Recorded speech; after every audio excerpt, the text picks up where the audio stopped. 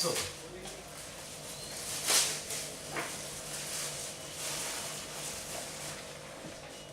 shall we start?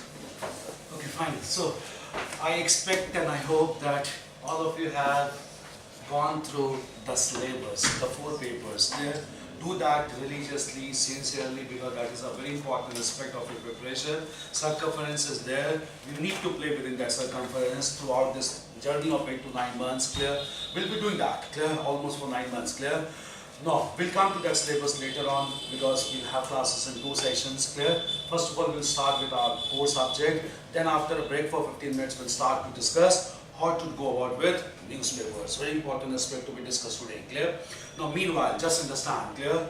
Today we'll start with an important topic that is important for your mains as well as for your prelims. Clear? And that topic is modern Indian history. Clear? We'll start with this topic. Clear? And as we have told you that we'll be sticking to our syllabus. Clear? As far as the syllabus for history section as a whole is concerned, just understand the syllabus prescribed for this section for mains as well as for prelims examination. Clear? If you look into paper 1, by this time you must be well acquainted. Clear? In paper 1, if you leave aside the essay paper, clear? The first topic itself is on history, that is art and culture, various forms of art forms, architecture and literature. These are 3 words mentioned in the very first topic of art and culture. Second topic is history of modern India from the middle of the 18th century. From the middle of the 18th century means exactly from 1750 AD onwards. Clear? History of modern India from the middle of the 18th century. Subtopics are significant issues, events, personalities. Clear? So we'll discuss all the 3 aspects: issues, events and personalities. The next topic of modern India is Indian national movement and its regional variations. These days we get questions on regional variations only, not only the mainstream movement like non-cooperation, civil disobedience. We get movement basically on peasant movement, tribal revolts, other important developments that took place in the course of Indian national movement. So we'll go with regional variations as well. This is another topic. Next topic in modern India is post-independent reorganization and consolidation. When India became independent, it became very imperative for us, we will discuss today only, that to integrate as many as 565 princely states within Indian Union. And that task was taken by the first Home Minister of India, Sardar Vallabhbhai Patel, assisted by his secretary and a great administrator, V.P. Menon. And these 2 persons integrated almost all the contiguous princely states of India within Indian Union that led to India, that is Bharat, as Union of States. Everything is correlated. Clear? Apart from this, the next topic under history is world history. Clear? Significant events in world history from the middle of 18th century like Industrial Revolution, 2 world wars, political philosophies like socialism, communism, capitalism, and redrawal of national boundaries, colonization, decolonization. Clear? These are the terms explicitly mentioned in our syllabus. As I do remember, you also need to remember. Clear? If you are well versed with the syllabus, you will never deviate from your course of preparation. This whole large chunk will be taken by me in this session, in this class, which will be almost for more than 120 hours. We cannot complete within that. Clear? So we'll cover each and every aspect elaborately. This is leading to completion of this course. Clear? Now today we'll start with history of modern India. Art and culture we'll do when we'll do exactly with prelims examination. Even mains also it's important, but we'll cover at that time. Here we'll start with history of modern India from the middle of the 18th century. Significant issues, events, personalities. Clear? Topic is very clear. Now just understand. Clear? First of all, we need to understand the logic. See, if you are preparing for this exam, understand and have faith in UPSC also. Clear? Even whatever topics they have given the certain amount of logic. Nothing is arbitrary done by UPSC. Clear? So what is the logic of starting the history of modern India from the middle of 18th century? They could have started from 18th century also, from the beginning of 18th century. They could have started from 17th century also. What was the point to start the history of India as per according to syllabus from the middle of 18th century? Because in the middle of 18th century, several changes took place in India also, several changes took place in Britain also, that decided the course of Indian history, and therefore this proved to be a great dividing line in the history of India. What were major developments within India? The major developments were British decided to emerge not only as traders but as political power in India. They decided to establish political control over India that resulted into first decisive battle in India known as Battle of Plassey, in which the ruler of Bengal, Siraj-ud-Daulah, was defeated. Clear? Apart from this, another major development that took place in Europe was in the middle of 18th century, Britain witnessed the emergence of machine age, which resulted to establishment of large and heavy industries that has been termed by scholars as Industrial Revolution, which had huge impact on India because Britain began to import raw materials from India and began to transfer finished products to be sold in Indian market, whereby India became a colony of industrial Britain. Clear? Just because of this factor, several developments took place in Britain, India also. We start this concept of syllabus, or we start the syllabus from the middle of the 18th century. But before we move to discuss the topic exactly, we'll understand some important concepts. Clear? See, in this examination, as we had discussed yesterday, the most important thing is conceptual clarity. Clear? From the very beginning, you need to focus on conceptual clarity. And in my class, and in this class also, again later,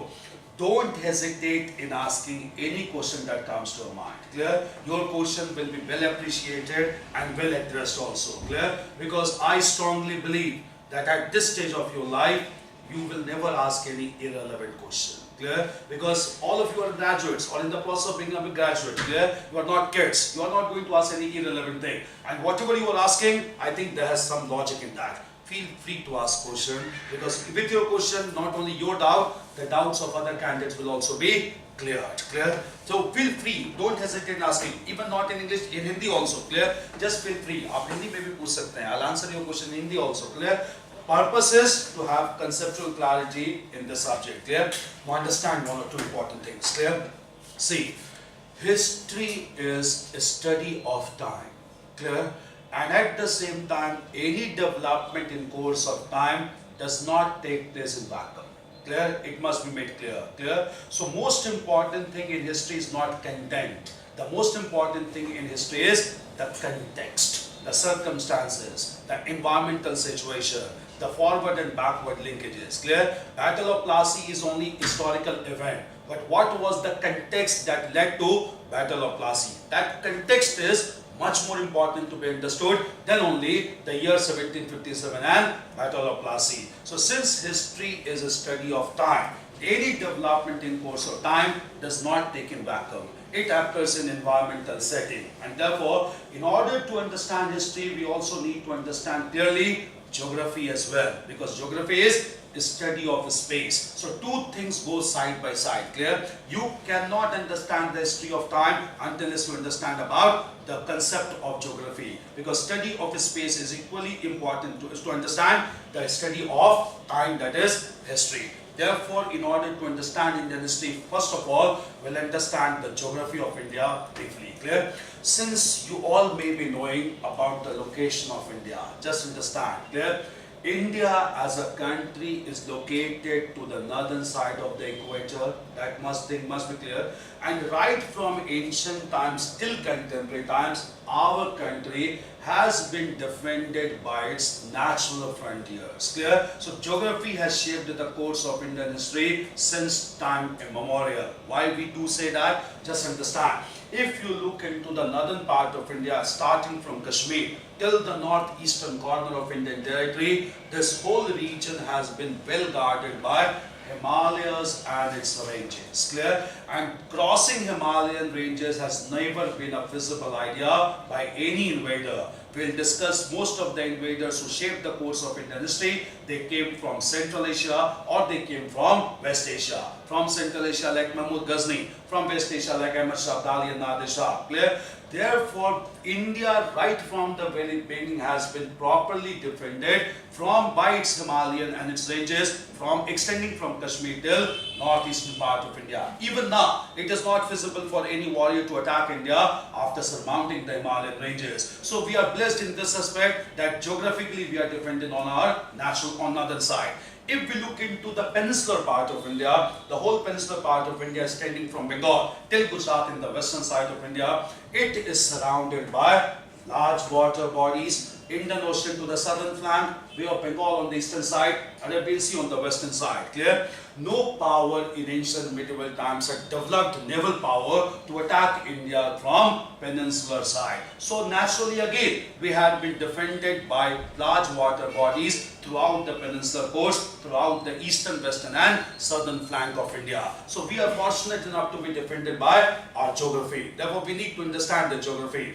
But at the same time, there has been one vulnerable corner of Indian territory which has been totally open to invaders coming from Central or West Asia. That region was vulnerable not only in historical time, that region even now remains to be highly vulnerable for India's security. That only corner and region is the northwest frontier region of India, which politically corresponds with countries of Afghanistan and Pakistan right now, and which in historical times comprised of the regions known as Punjab and Northwest Frontier Province, clear, which was only bifurcated to create Pakistan in the year 1947. Almost all the invaders who had arrived in India, who had shaped the course of Indian history, they have arrived only from this corner of India. Until unless we understand this geography, we will never be able to understand the historical development as well. For example, the first group of invaders to come to India from this corner,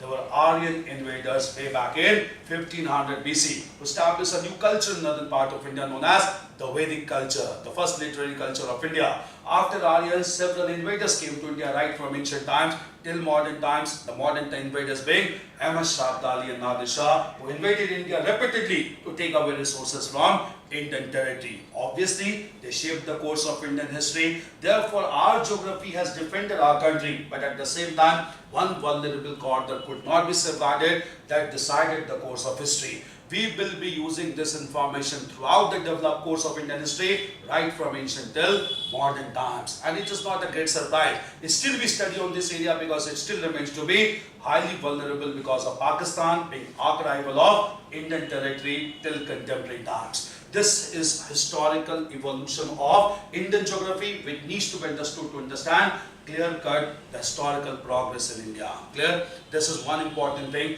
Apart from this, I'll let you know. Clear?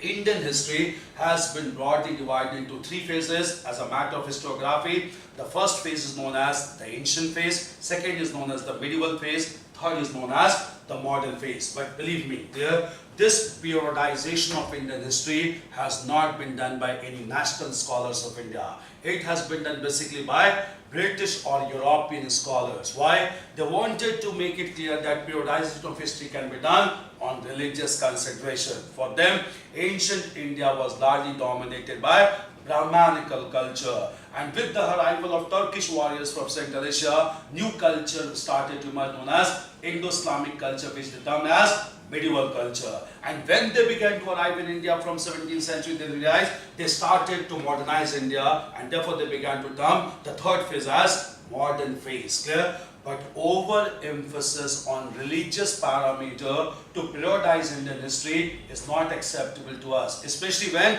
we had emerged to be a secular country after 1947. Therefore, nationalist scholars of India does not accept this periodization. Rather, we treat Indian history as one single entity, starting with evolution of mankind till contemporary times. Clear? So we won't be emphasizing on this periodization of Indian history because we want to give secular interpretation to history in order to ensure nation building process not marked by any religious consideration. This concept also needs to be made clear. There should be no confusion. For our understanding, we refer to Indian history as ancient, medieval and modern, but we clear-cut don't periodize this history into three phases. Clear? Some concepts, important concepts needs to be understood. Now, in order to start exactly from the syllabus, that is, from the middle of the 18th century, we'll have some understanding of the background as well. What developments resulted into the beginning of major events from the middle of the 18th century. Just understand the concepts clearly. Clear? See, there was an important cultural movement that took place in Europe during 13th and 14th century. This cultural movement is popularly termed as Renaissance. Renaissance literally means rebirth. They tried to revive their old culture in European world, the culture being known as the Greek culture and Latin culture. When this kind of movement was started in Europe, especially in countries like Italy, Germany and other parts of Europe, they began to revive their old culture. Paintings began to be done, humanistic consideration began to be highlighted. They began to read ancient Greek and Latin literature as well. When they began to read this literature, they came to know about one important thing. They came to know that in ancient times, there was Roman Empire in European world, which had very important trade relationship with eastern part of the world. And Romans used to collect important articles like the spices from eastern part of the world, and in lieu of that, they deposited gold and silver bullions to eastern part of the world. But when the Roman Empire came to an end in 4th century, the trade also came to an end. So all the bullions of Roman Empire remained confined to that eastern country. Still they never knew the name of that country, but they realized since large amount of gold and silver bullions of European world are confined to that region of the world, we need to rediscover the route towards that country in order to take back our resources. When they came to know about this information through ancient texts, they started an era of geographical discoveries from 13th century, basically to search a sea route towards that country again, that region again, known as eastern part of the world. The pioneering role to discover the sea routes towards eastern world was taken by two countries of Portugal and Spain. Why only Portugal and Spain? Because if you look into location of these two countries, they are located on a peninsula known as Iberian Peninsula. Now any country which is peninsula surrounded by large water body, obviously that country will have naval power, and therefore with that naval power they started an era of discovering new regions. By this time they named that country in the eastern part of the world as India. The term India began because all of them wanted to come towards East Indies. From the word Indies, they developed the word India at that time. They decided to search a route towards India because they knew India has got abundant amount of European reserves since ancient time. Several sailors began to search a sea route towards India. In this process only, one sailor named as Columbus. He started to search a route towards India, but because of lack of proper navigation, he landed up in North America. He got confused, he had searched India, and he named the inhabitants of North America as Indians, and they came to be known as Red Indians. But it was a mistaken belief, India was still not searched. But the process continued, and in this process only, one Portuguese sailor named as Vasco da Gama. He started to sail from Europe, and after sailing for several years or several months, he finally landed up on the southern tip of African continent known as Cape of Good Hope. Clear? And after landing at Cape of Good Hope, he further proceeded towards the eastern side, and finally in the year 1498, he landed up on the southern coast of India at a place called Calicut. Clear? At that time, Calicut was under the rule of Samoan rulers, who were native rulers. They welcomed Vasco da Gama, and Vasco da Gama realized spices were still produced in this region, which were in huge demand in European world. Why spices were in huge demand? Because of non-vegetarian food habits of Europeans, for which they needed abundant supply of spices. He purchased some spices, returned back to Europe through same route, and in this process, a route towards India was searched. That is why large number of Portuguese began to come to India via Cape of Good Hope. Since they came from the western side, they got settled down also on the western coast of India, and at certain places they established their trading centers. They established their trading centers at Daman and Diu on the western coast of India. They also established their trading centers on the island of Bombay, which was just a small island at that time. But finally, they established the most important trading center at a place called Goa on the western coast of India. So therefore, in modern times, the first Europeans to arrive in India, they were Portuguese. Portuguese were the first European to come to India, and Portuguese were the last to leave Indian territory, much after even British left India. That is why this year in prelims you got this question also: when was Goa finally annexed by government of India from Portuguese? It was in the year 1961 through an operation which is known as Operation Vijaya. We have got two Operation Vijaya. One was annexation of Goa in 1961. Another was Kargil victory against Pakistan in 1999. Clear? This development took place. Portuguese began to come to India. They began to settle down on the western coast of India. Since they began to earn huge amount of profit, it aroused the interest of other Europeans also, and they also decided to come to India. After Portuguese, the second European to come to India, they were traders of Holland, also known as Dutch traders. When Dutch traders came to India in the beginning of 17th century, they established a company in India which is known as the Dutch East India Company. They were Dutch traders. They had come towards the eastern side of the world. India was to be the major center and company because the purpose was to earn profit out of this trade. This Dutch East India Company was established in the year 1602, and thereafter Dutch traders began to trade with India. It is also said by some scholars that Dutch were the first person to give a name India to this country. Till this time, it was always referred to as eastern part of the world. It was not given a definite name, but it is claimed by some scholars that the term India to this country was given by Dutch traders who established the Dutch East India Company. The word derived from the word Indies. Since they were coming to East Indies, they named this country as India. This was the arrival of Dutch traders in India. First of all, I need to know, what is the meaning of the word India? We have a name to this country. What is the meaning of the word India? Why do we give a name to any entity? If we give a name to any person, also we give a name with a proper meaning. Because we believe that the meaning of the name will shape the personality of that individual. It's not only with person, it's with country also. More importantly, with country, we'll give a name that has got a cultural meaning, that got a significance. What is the meaning of the word India? Sir, at that time they were much aware of that Indus civilization, like Sindhu. Sir Indigo बहुत ज़्यादा मतलब Indigo.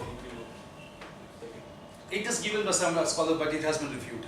Yeah, indigo was cultivated to a large extent, but बहुत ज़्यादा नहीं था. Indigo was cultivated largely in Bengal and in other parts of northern part of India, not in the whole part of northern India. Indigo was cultivated. That led to Indigo revolt also, clear? And that Indigo revolt was depicted by one novelist also, clear? Neil Darpan, clear? You got this question also prelims this time, clear? When was Neil Darpan written? They had given 4 events to arrange chronological order, clear? Okay. Bankim Chandra Chattopadhyay, clear? Neil Darpan, clear? Okay, the Indigo revolt also led to Mahatma Gandhi to start agitation known as Champaran Satyagraha. You got a question on Champaran Satyagraha also, because we have completed 100 years of Champaran Satyagraha. So this question was expected, clear? There's no doubt, but not Indigo. Yeah, you were saying something? I was saying that since Sindhu was Sindhu known at had that time, so in the it was silver. difficult for them to pronounce Sindhu, so they started pronouncing it like Indus. Indus kind of. That's true. It's you are absolutely right. That since they found it difficult to pronounce Sindhu, they began to pronounce the word Indus. There's no doubt about it. In like Cape Town, they met like Portuguese. They met from traders from Arab countries. Arab countries, So yeah. which guided them through en route them to India. India, yeah, sure. That's fine. So they landed India. So at that time, so most probably they called that India and that. Perhaps, clear. See, I'll let you know. Clear? It's true. You are absolutely right that when they came to South Africa, Cape of Good Hope, they met with some Arab travelers, Arab traders also. And Arab traders were very developed in navigation techniques. They guided them to reach towards the southern part of India. But again, I'll let you know. Clear? Arabs guided them to reach to India from the navigation or from the maritime route to southern part of India. Why didn't Arab guided them to reach India from the northwestern side? Or why didn't British decided to arrive India from northwestern side? See, I need to know the logic, clear? If it is acceptable that Arabs guided them, but even after guidance given by Arabs, British decided to reach India only through maritime route, not through the mainland route, northwestern side. Why? Because British knew one thing, they cannot venture into West Asia or Central Asia, because by that time West Asia and Central Asia was marked by hardcore warriors, and they came to India as traders. They could not afford to fight war at that point of time, and they were very barbarous fighters in the central and western part of Asia. They never decided to come to India through mainland route. They wanted to come to maritime route only. They followed this route. Clear? Now, if you understand, look into the location of India.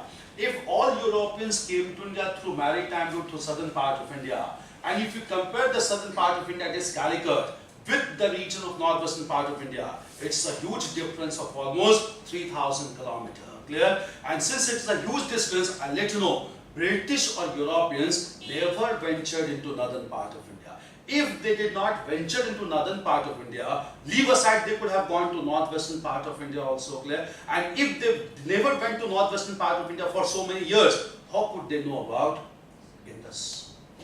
Because if you look into geographical location of Indus flows in the northwest continuation of India. Clear? They came to know about Indus much later when they decided to conquer Punjab. That is why I let you know, Punjab was annexed by British in the year 1849. When they had conquered almost all major parts of Indian territory, Punjab became the last province because British also never wanted to conquer Punjab. Why they conquered Punjab? We discussed that reason. Now, since by the middle of 19th century, they never knew about the northwestern part of India, how can they name this country itself as India? India was given the name in 17th century. British reaching the Punjab in the 19th century. How it is possible? No correlations there. That is why this argument that was given is highlighted by some scholar, but right now it has been refuted. Because British never ventured into northwestern part of India till the middle of 19th century. And India was given name in the beginning of 17th century. It's a gap of almost 2.5 centuries, which cannot be digested by any scholar. All these things need to be understood. We have a map also, I will let you know. Punjab was the last region to be conquered by British in 1849. Yeah? And why lastly, we'll discuss that region also. How British proceeded in annexation. See, I'll let you know. Do you know a person in contemporary times named as Sadhguru? How many of you know about Sadhguru? Isha Foundation. Isha Foundation. You know about Sadhguru? You must have linked in his interviews also. Clear? If you go to social media, you'll find a large number of interviews of Sadhguru. Interview taken by Bagh also, interview taken by Kiran Bedi also. Clear? See, this person is highly intellectual, I'll let you know. Clear? Sometimes back he gave a very powerful interview. Declared, if you want to destroy the character of any personality or any nation, give it a name which doesn't have any meaning. Clear? The word India is a meaningless word. It doesn't have any meaning. You will not find the word India in any dictionary of the world. Clear?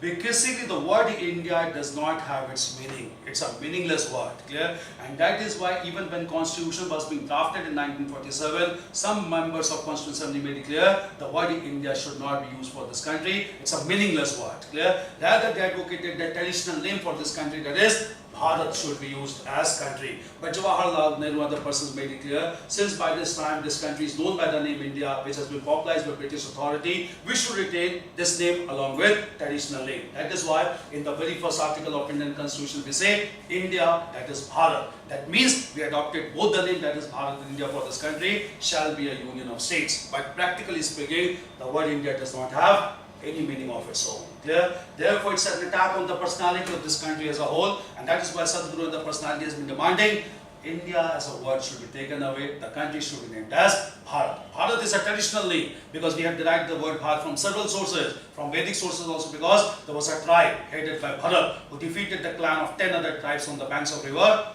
Ravi, that is Paroshni, one of the tributaries of Indus. Therefore, we have got this name as a traditional name to this country. We have named this country as Bharatvarsh. Clear? But the word India does not have any meaning of its own. Why I am saying this thing, just understand. It's not only about history. You understand these concepts very clearly because this discipline has got connectivity with everything. While you write any answer, make these things very clear so as to give an expression to examiner, you know about this country holistically. Even the minutest thing, conceptual thing, you know about this country. Clear? The word India does not have any meaning of its own. This was the term used by Dutch traders. They settled down in India, but when Dutch East India Company was established in 1602, after trading for several years, Dutch traders came to know one important thing. They came to know that since they are here to procure spices primarily, spices were grown in much more abundant amount in adjoining geographical region to India. That region is known as Southeast Asia. When we use the term Southeast Asia, what do we mean? Southeast Asia means countries like Indonesia, Malaysia, Singapore, Laos, Vietnam. All these countries comes under Southeast Asia. They came to know there are two islands in Southeast Asia known for spices. The islands were Java and Sumatra. Right now both located in Indonesia. That is why Dutch traders decided to shift gradually to Southeast Asian region of Java and Sumatra, and from there they began to export spices. In this way, Dutch never played any long-term role in Indian territory. They gradually shifted to Southeast Asia. But since both Portuguese and Dutch were earning huge amount of profit, it aroused the interest of other Europeans also to trade with India. The third major European power to come to India for trading activities, they were British traders. And when British began to come to India, they were able to establish the European monopoly over India, and at the same time they were able to establish political control over India. But first major question is, if they came merely as traders in this country, what facilitated them to establish political power in India or political annexation in India? We'll discuss all the dynamics involved there. The most important dynamics being nationalism. Clear? Indians did not have any sense of modern nationalism at the time. We'll have a discussion on nationalism because this term is being debated in contemporary times also with regard to national, anti-national, sub-national. What do we mean by all these terms? We'll understand all these terms in different dimensions as well. This background first of all is clear. The arrival of Europeans to India, clear. How they came, they established the trading centers in India. All these things need to be understood. Is it fine? Right background first of all. We'll have written notes also, clear? Right heading first of all, the topic of the syllabus. The history of modern India. The history of modern India. Right, broad heading, the syllabus only, clear? The history of modern India. From the middle of. The history of modern India. From the middle of the 18th century. From the middle of the 18th century. Right, subheading background. Okay. Subheading as background.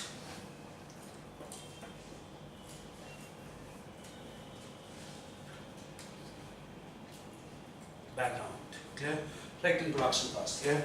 Right, the modern age in Europe. The modern age in Europe began from 13th century, with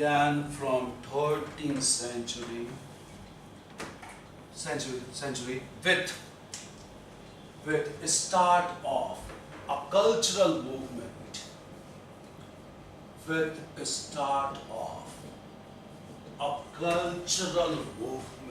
known as Renaissance. R-E-N-A-I-S-S-A-N-C. Renaissance. Right, during this movement, ancient text and literature. Ancient text and literature began to be read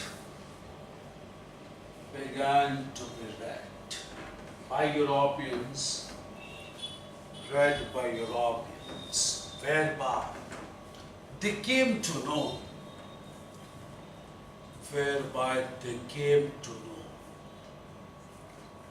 about eastern part, right? E always in capital, eastern part.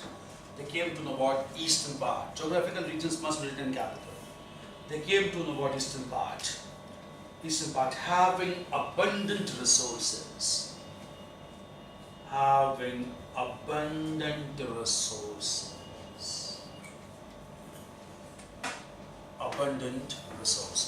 Clear?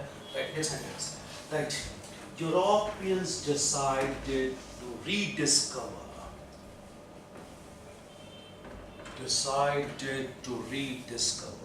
sea route towards this region.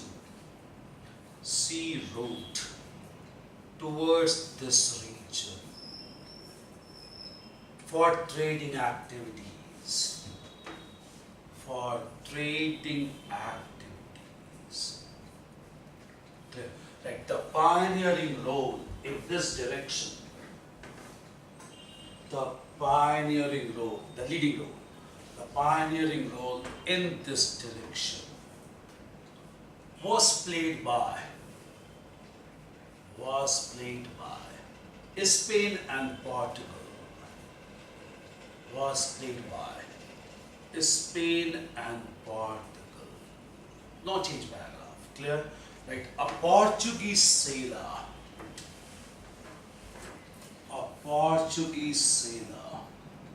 Vasco da Gama.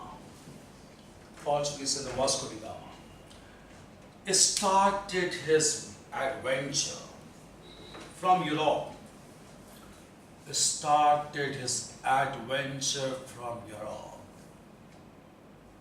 And reached the southern tip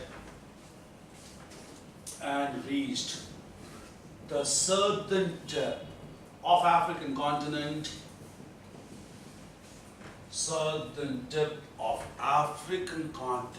known as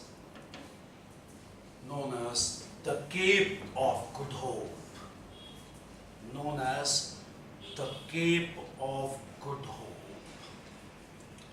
This place is in news these days for the last 1 week. Why? For water scarcity. Water scarcity, yeah. Any other reason? Cape of Good Hope was news for last 10 days. Yeah, BRICS summit. Prime Minister is there in South Africa. Clear? Any other reason? It was in news. Keep on reading newspaper. It's very important. Yeah?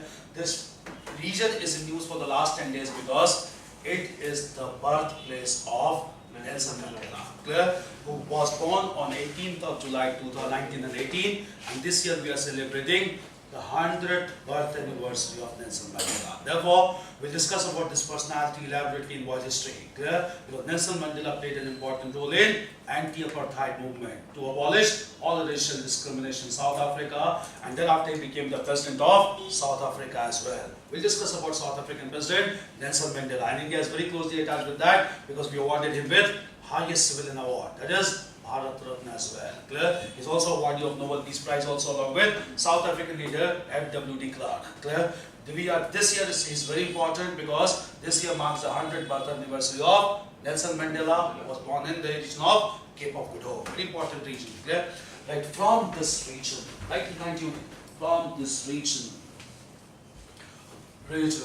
Vasco da Gama proceeded further towards east.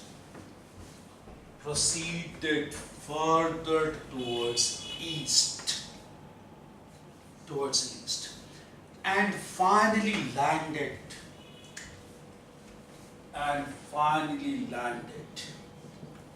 at Calicut. In South India. In 1498, 17th of May. In 1498. Clear? Right. In this way, maritime route towards India.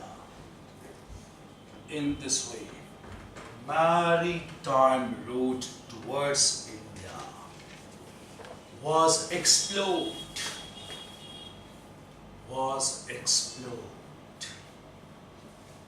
Clear? One aspect. Right. Consequently, several Portuguese traders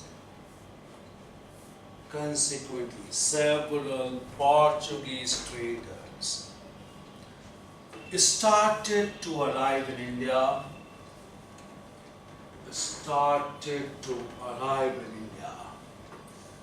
and established their trading centers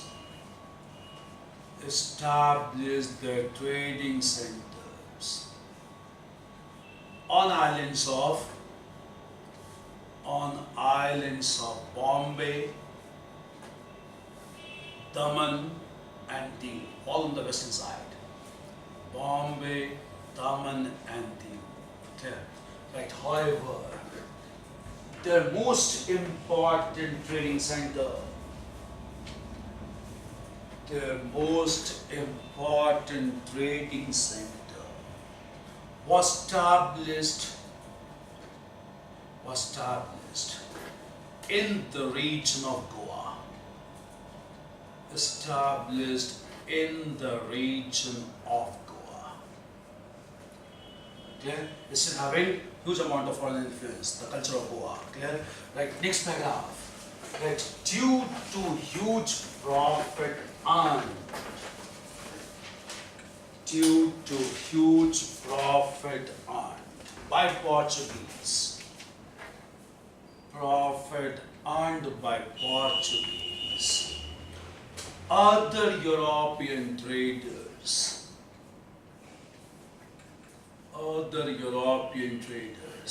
decided to arrive in India.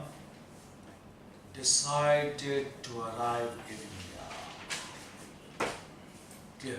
Right. The Dutch traders came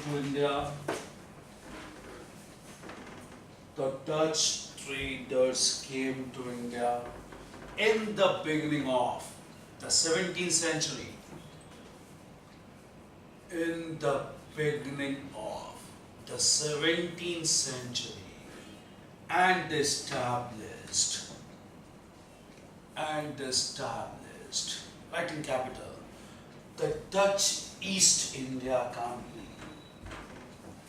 and established the Dutch East India Company in 1602. 1602. Okay. Right. Next sentence. In course of time, Dutch traders came to realize. In course of time, Dutch traders came to realize that spices were produced.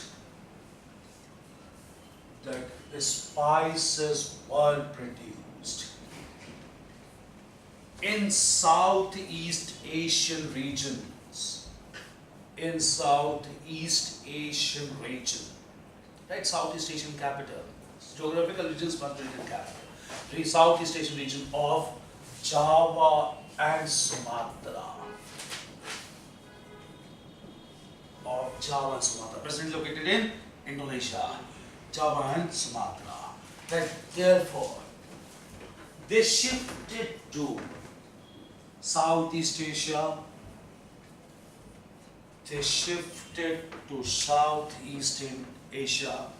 And ceased to play, CEASED, and ceased to play major role, in Indian territory. So Dutch gradually moved away. Important role in Indian territory. Clear? Now from here we'll understand. Clear? See, still the most important power to arrive in India. Clear? Now just understand from here. Clear? When huge amount of profit began to be earned by both Portuguese and Dutch, it aroused the interest of other Europeans also to trade with India, and due to this development only, the ruling monarch of Britain, named as Queen Elizabeth, by the end of 16th century only, Queen Elizabeth issued a royal charter proclamation whereby she asked her private traders to start trading with India and to participate in this lucrative trade. When royal charter was issued by Queen Elizabeth herself, several private traders in Britain decided to trade with India. In order to organize this trade with India, group of private traders in London established a compact body known as the Merchant Adventurers, and with the permission of Queen Elizabeth, merchant adventurers started to come to India from the beginning of 17th century. When they arrived in India, they transformed also into a company known as the British East India Company. This company was formed out of merchant adventurers which was established in London. When they began to trade with India, they began to be provided with financial support, or they began to be sponsored by group of private investors in London. They came to be known as Court of Directors. So in other words, even though Royal Charter was issued by Queen of Britain, but this trade was organized purely on private lines. Wherefore this trade, British government or parliament had no consideration. Clear? So make this concept very clear that initially the trade was truly private in nature, executed by a group of private traders known as members of British East India Company and financed by a group of private investors in London known as Court of Directors in London. In other words, British government or parliament had nothing to do with this trade. Clear? This concept is very important concept because it was purely private trade organized in India by British East India Company, financed by Court of Directors in London. But why such development? Why we are using the term private again and again? Why do we say that government did not participate in this trade? Why it was left in the hands of private investors in London and members of private traders or members of British East India Company operating in this country? The reason is Britain is considered to be highly developed nation because Britain started new ideologies right from 16th century only, and the first ideology promoted in Britain in 16th century is known as the ideology of capitalism. Britain is considered to be the birthplace of capitalist philosophy, and capitalist philosophy produced large number of private traders and investors in Britain. And these private persons only began to promote trade with India without any intervention by government or parliament. Clear? You will understand the nuances much better once you understand the philosophy known as capitalist philosophy. Clear? What do we understand by the term capitalism? What do we understand by the term capitalism?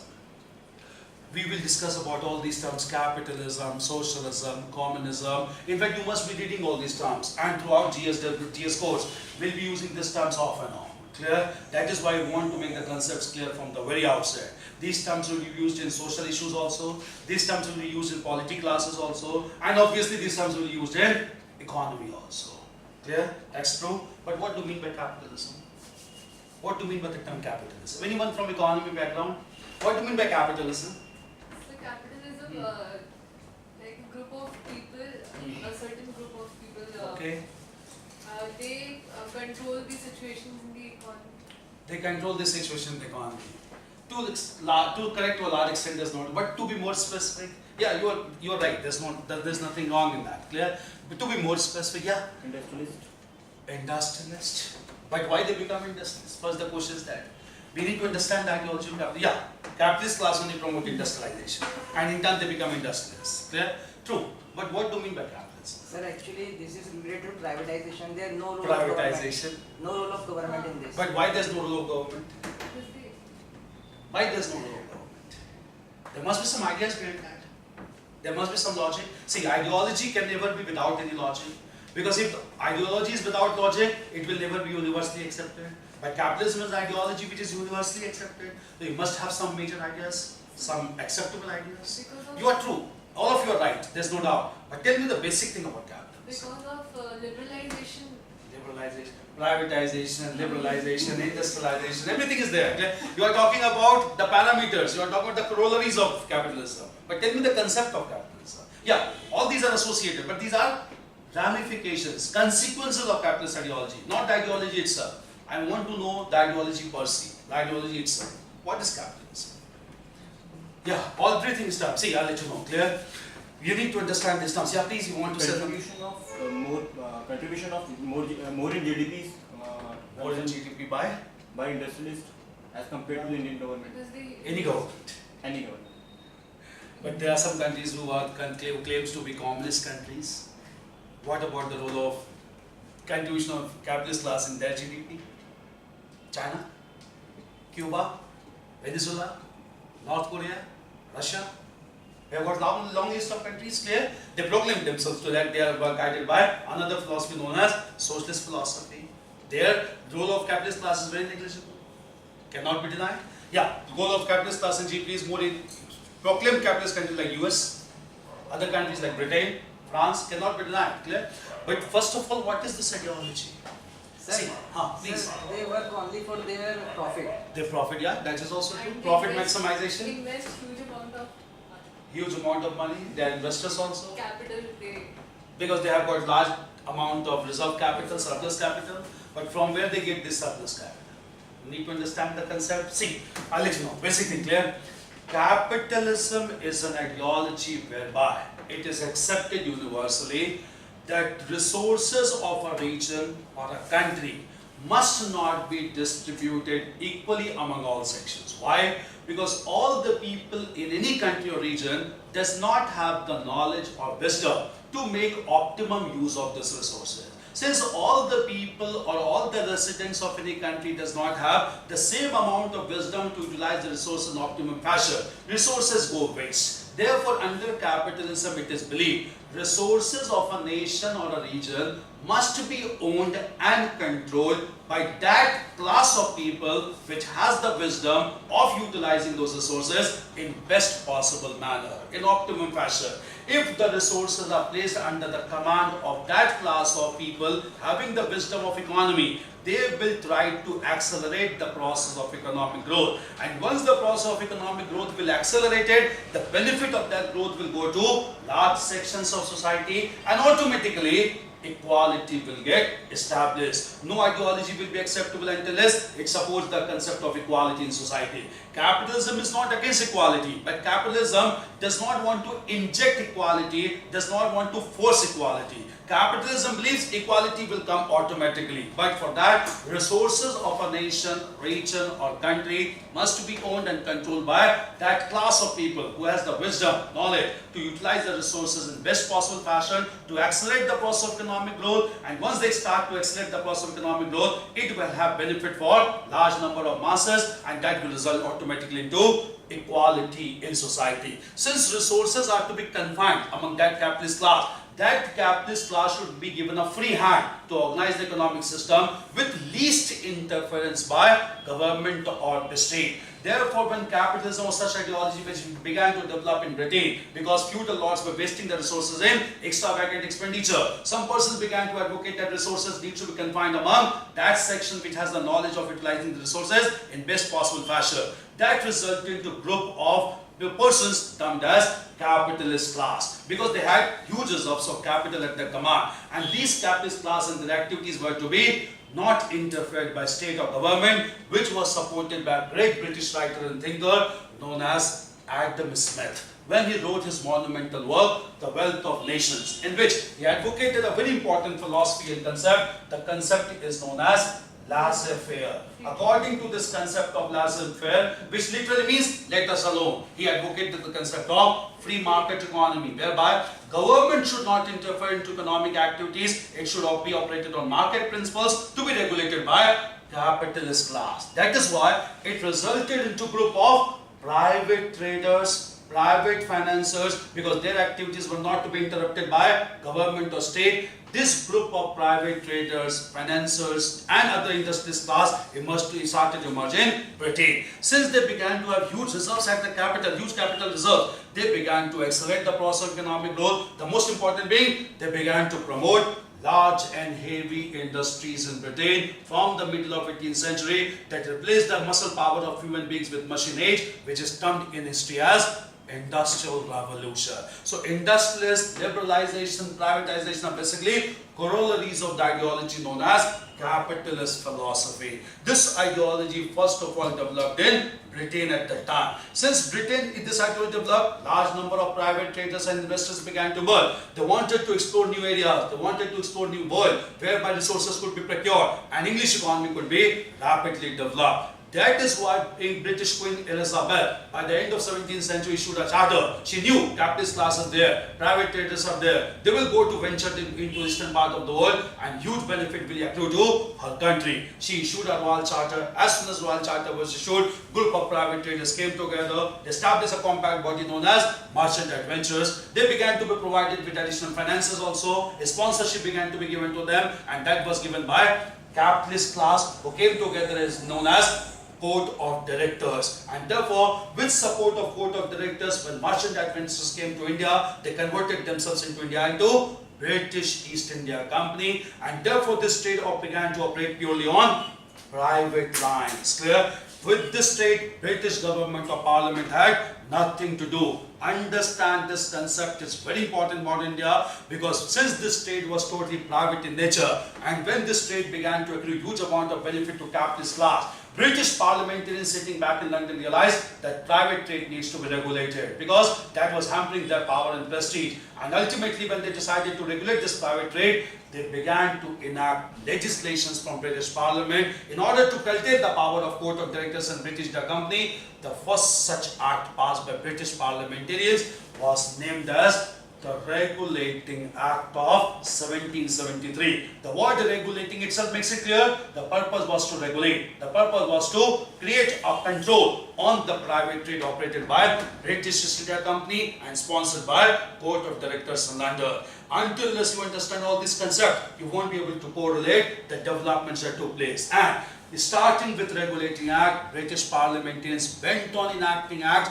till India achieved its independence in 1947. And in all competitive examinations, including UPSC, you will always get at least 2 questions in prelims and 1 question based on any of these acts. Starting with Regulating Act of 1773, followed by the Pitt's India Act, then followed by the Charter Acts, then Government of India Act, and finally India's Independence Act in 1947. Clear? We'll discuss all these acts, all their nomenclature, the provisions, the consequences. First of all, you need to understand this trade was operated on capitalist philosophy, and it remained to be a pure private trade at least initially. This concept is clear. Capitalist philosophy is clear. Now just understand, clear? Since it is the beginning of this course here only, I'll let you know. We need to understand some major concepts here itself, which will be repeated in this class. That will help you to understand quality also, economy much more importantly, and other areas as well. Since capitalism we had discussed, we'll discuss other major philosophies also. The philosophies being socialism, communism. Within communism we have got other ideologies like Leninism, which was promoted by Vladimir Lenin in Russia, Maoism, which was promoted by Mao Zedong in China. Understand these concepts. It will help you to understand the developments in India also, especially activities like Naxalism. Naxalism is influenced by Maoist philosophy. Clear? Understand these concepts. Clear? First of all, capitalism is clear to all of you. The concept of capitalism. Another ideology that is discussed all across the world even now. This ideology is known as socialism. What is this ideology? Any one of you? What do you mean by socialism? Hindi में से कहते हैं समाजवाद. Sir, What is socialism? Clear? Capitalism is known as पूंजीवाद. Clear? What do you mean by socialism? sir, all rule will be governed by government. सब कुछ government ही कर देखेगी. State or government करेगी. Yes sir. Unlike capitalism, जहाँ state कुछ नहीं करेगी. नहीं, और जैसे इसमें ये है कि अगर जैसे कोई कंपनी चला भी रही है तो उसको क्या थ्रू वो दूसरों को एम्प्लॉयमेंट भी देगी, तो क्या जैसे फिर भी उसको चलाना भी पड़ेगा, क्योंकि अगर उसको घाटा हो रहा है फिर भी चला रहा है, उसको चलाना क्योंकि it's for not profit maximization. नहीं, लेकिन बंद करेगी तो उनकी एम्प्लॉयमेंट भी चली जाएगी. Social objectives are there. But what do you mean by the term socialism? Anyone of you? Yeah? Socialism means the objective of government is to welfare of Welfare of society. Yes. Equality in society. Yes. Development of society. Yes. But how? But how? To those sectors who are underprivileged and who need more Attention. and those who are not able to keep themselves with the Proficiency. higher level of people. Proficiency of with math. Equal balance between lower and higher level. Again, you are telling all the parameters. Tell me socialism. As we discussed capitalism. What is socialism? The main object of the socialism is Leave aside object. Tell me the concept of socialism. We'll come to objectives later on. Tell me the concept of what do you mean by socialism? So whereby all the resources are controlled by the government for Yeah. the people. Yeah, for the people. For the people. Yeah, that's a very important thing, very appropriate line. Socialism is an ideology whereby all the resources of a nation or a region is owned and controlled by a state or government. What is the logic? A state or government will utilize the resources in such a manner that proper and equal distribution of resources will take place in order to establish equality. Here also, like capitalism, ultimate objective is to establish equality. But what is the difference? Here, a state will inject equality forcefully also. In capitalism, a state will not have major role. Capitalist class will accelerate the economic growth. Once the process of acceleration will take place, obviously the benefit will accrue to masses and equality will be established automatically. There it is left at the mercy of automatic process and the laissez-faire given by Adam Smith. In socialism, it has to be injected and sponsored by a state government, whereby community ownership of resources will be ensured not into the private hands but public at large, and country or nation or its government will take the responsibility of organizing the system in such a manner that resources get distributed equitably and society is based on egalitarian consideration. This is the difference between capitalism and socialism. Difference is clear, and thereafter the objectives of socialism is to prevent the concentration of wealth in the hands of few persons and to ensure proper distribution of resources among large sections of society. This is the objective of socialism. Clear? Now it's very high sounding objective. Large number of thinkers began to promote socialism. We'll come to those thinkers. The most important being Karl Marx, who advocated the concept of scientific socialism in the year 1848 when he got his very important work written entitled as Communist Manifesto. Clear? We'll come to that work, Communist Manifesto, written by Karl Marx. But just understand historically its importance. Clear? Since it is a very high sounding ideology, normally it is believed if socialism is promoted in any country by government or state and its socialism develops in a very automatic manner, a point will reach where the highest stage of socialism will be attained, and at that highest stage of socialism, resources will get distributed equitably among all sections of the society. Clear? And all the resources will be distributed according to the ability of every individual. In this case, if such distribution of resources is done equitably among all sections of the society, clear? Obviously, it will result into an ideal society, utopian society, marked by any form of problems, any form of controversy, and therefore, in this case, even the state or government will lose its relevance. Why? The work of state has been done. The work of state was only till socialism, whereby resources were to be distributed equitably. But once the resources have been distributed equitably among all sections and an ideal society has been established, it will result into highest stage of socialism, whereby a classless society, a stateless society will come into being, and that highest stage of socialism is termed as another ideology. This ideology is known as communist ideology or communism. In the words of Bakunin, who was a contemporary of Karl Marx, he gave a concept: a state will wither away. A state will automatically come to an end, and that will be termed as highest stage of socialism, which is termed as communism. So ideologically speaking, communism is marked by a stateless concept, classless concept, pure ideal concept, whereby resources are distributed according to ability of every class and individual. This concept of communism is clear. If socialism will take its automatic route, it will automatically get converted into communism. In which country of the world communism has been established? Or in other words, which is the country in the world, or which country in the world is a communist country? China. Russia? Venezuela? Cuba? North Korea? Which country in the world is a communist country? Which country? Tell me, any country which is communist country?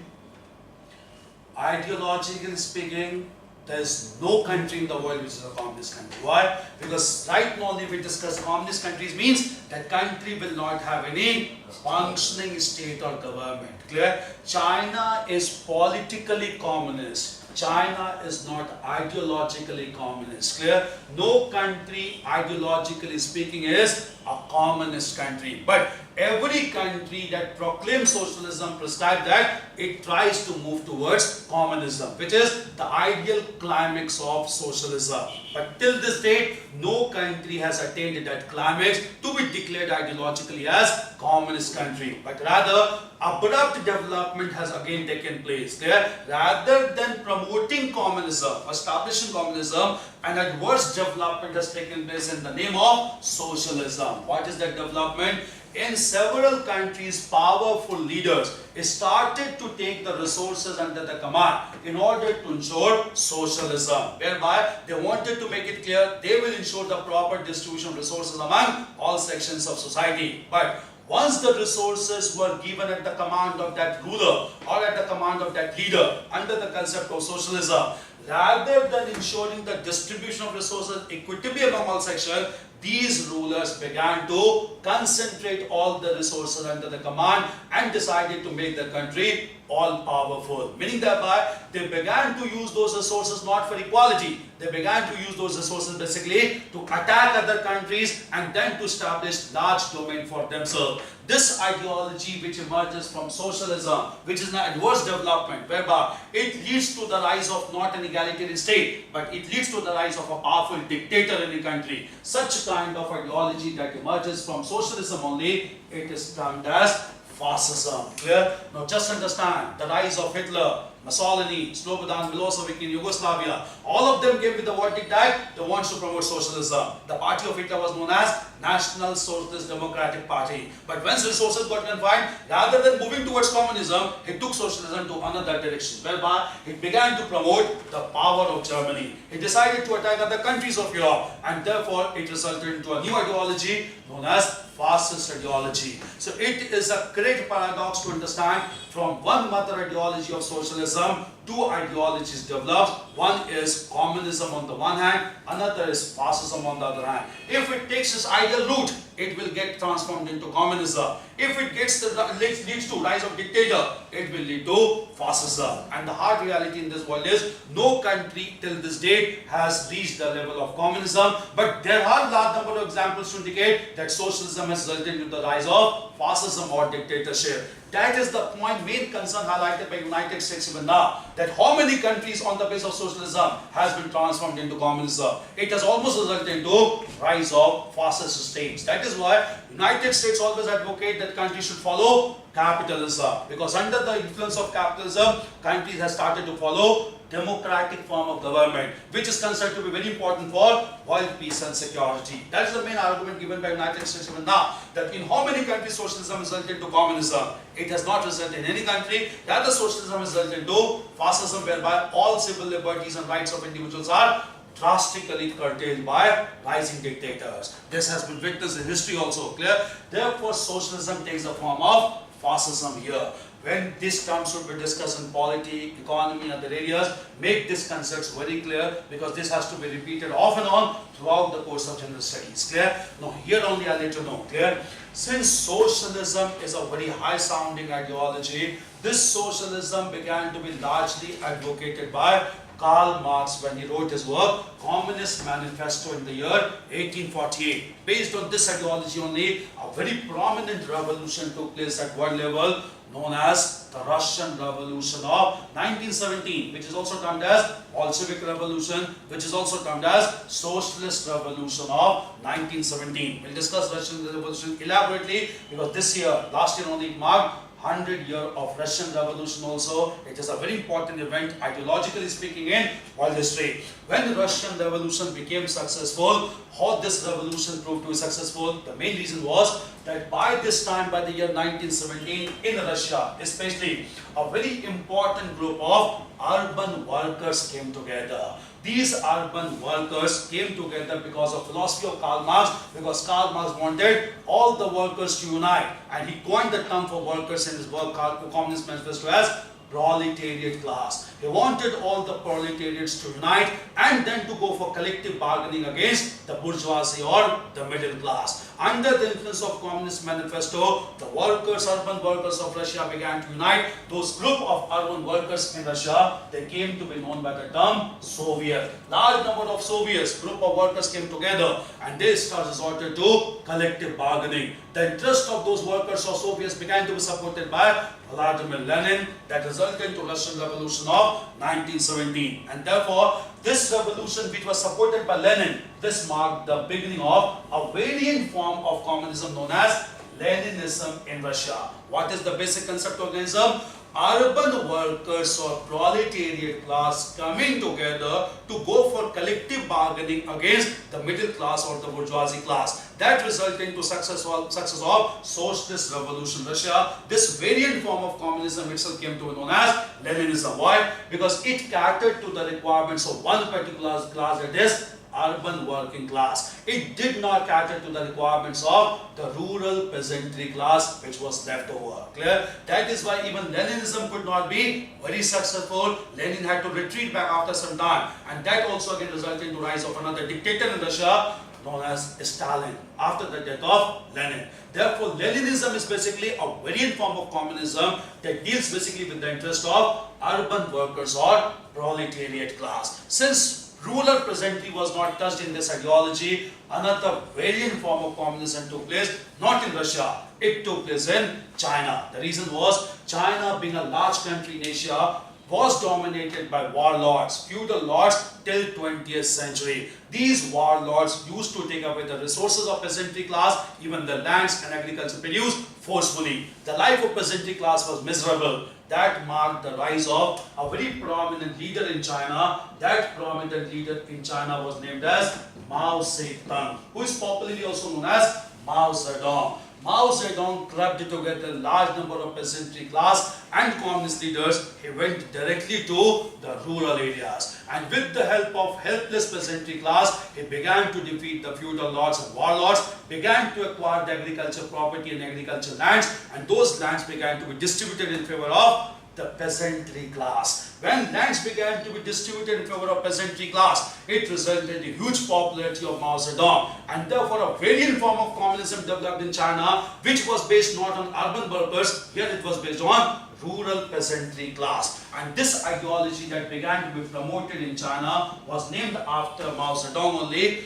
known as Maoism or Maoist philosophy. In this aspect, Russian communism is totally different from Chinese communism. Russian communism focused largely on the urban workers of proletariat class. Chinese communism focused on rural peasantry class, and it moved to be more violent in nature because peasants began to attack and to defeat feudal lords in order to take away the landed property. Therefore, it is not a big surprise after India's independence when land reforms in our country began to fail and peasantry interests could not be served. Peasants took up arms in India, and therefore they started a class struggle between haves and have-nots, that is the bourgeoisie class and the helpless peasantry class, that resulted into a new ideology in India which is known as the Naxal ideology or Naxalism. The ideological base of Naxalism is basically Maoist philosophy. They are also known as Maowadi, clear? Because they believe in this ideology that until as they take up arms, they cannot ensure their economic rights. That is why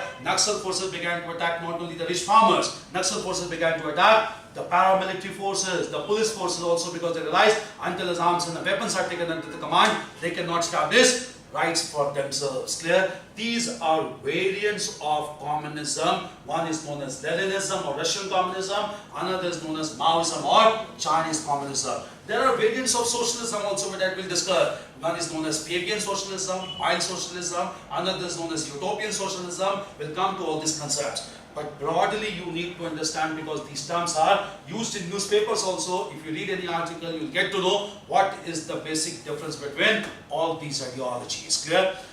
Concepts are clear. Concepts needs to be crystal clear. Capitalism, socialism, socialism leading to communism, socialism leading to fascism. Clear? Variant form of communism, one is Leninism and another is known as Maoism. These concepts are clear. Now based on this, tell me which ideologies are followed by India? India follow which ideologies among all these things?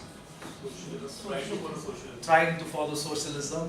What do you mean by this phrase, trying to follow socialism? Trying to follow. You're close to the perfection. But what do you mean by this, trying to follow socialism? Why not socialism? So because equal wealth is not distributed among the class, there are various barriers. So the upper hands, like capitalist, capitalist is gaining much more power in India right now. Right now. Because of like economic gains and Because of liberalization, you call it, Liberalization and LPG, competition. structural reforms. competition in global markets. So according to that. Okay. This is the current scenario. We will talk it after 1991. But what were the issues before 1991? So India follows mix of both socialism and capitalism. Socialism and capitalism. Mixed economy, we meant to Mixed say. economy. Public and private sector both. Clear? We are known for making cocktails. Clear? Okay. We are known for it. India is known for that. Clear? Because, see, I'll let you know one important thing. That's the important thing is, and you need to make it very clear here only, because we students do commit mistakes. And make it very clear for whole preparation. Clear? India does not follow any ISO. Make it very clear. We don't follow any ideology in real sense. We don't follow socialism. We don't follow capitalism. We don't follow even federalism. And more importantly, we don't follow secularism. Because our concept of being secular is totally different from the concept of secularism followed in other parts of the world. We are the only country that give positive definition to secularism.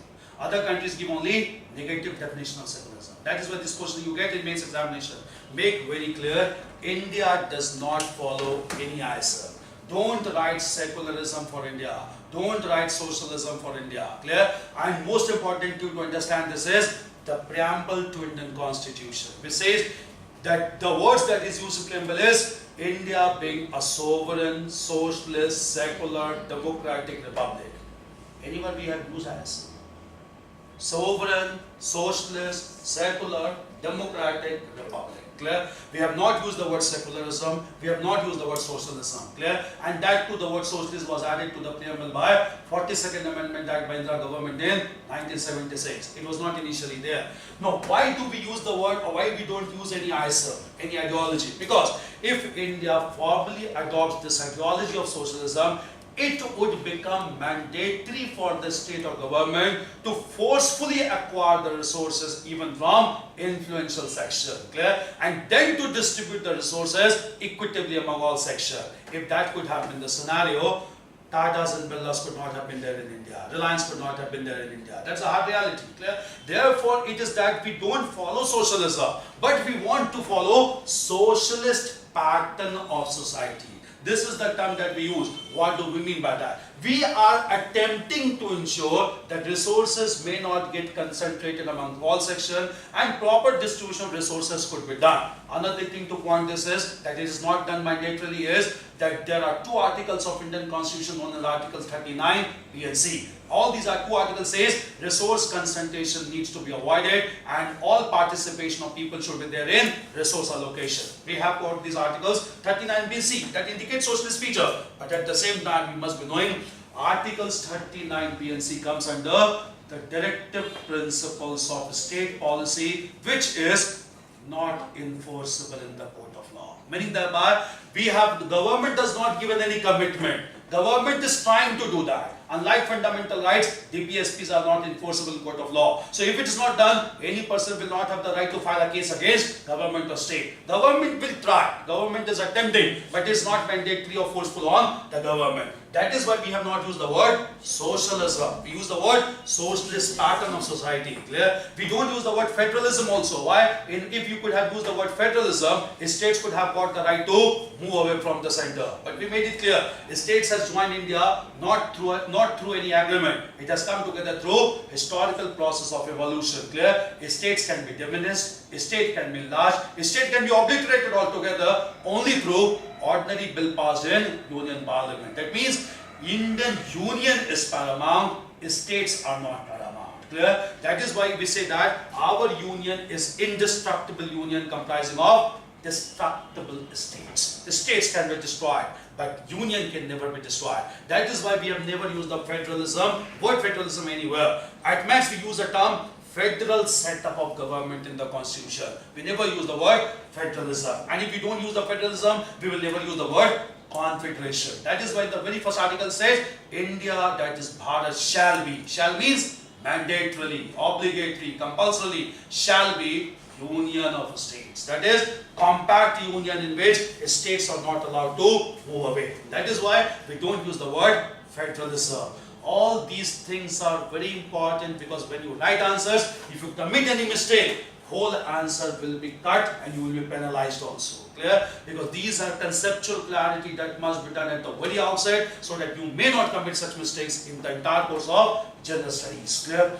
These concepts are clear. We don't follow any ideology. Even we follow mixed economy where public and private sector enterprises both are promoted. Even though the tilt can be more towards socialist ideology, sometimes the tilt can be more towards capitalist ideology. Before 1991, the tilt was towards socialist ideology. After 1991, the tilt is towards capitalist ideology. Because we are not bound to follow any ideology. We can have any inclination towards any ideology. These concepts are clear. These are very important things to be understood. These terms will be used off and on throughout the discussion, economy, polity, and even social issues as well.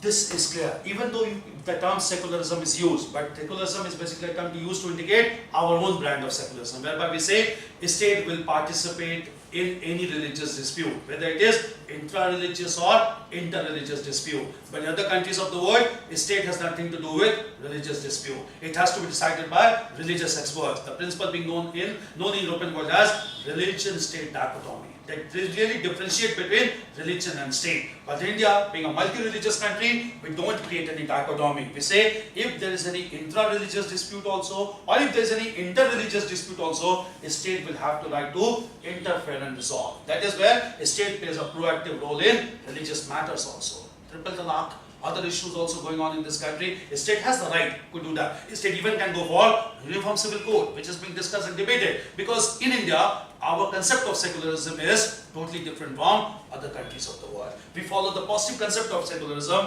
unlike other countries of the world. Clear? Therefore, ideologically speaking, India is totally distinct from other countries. We strictly don't follow any ISM.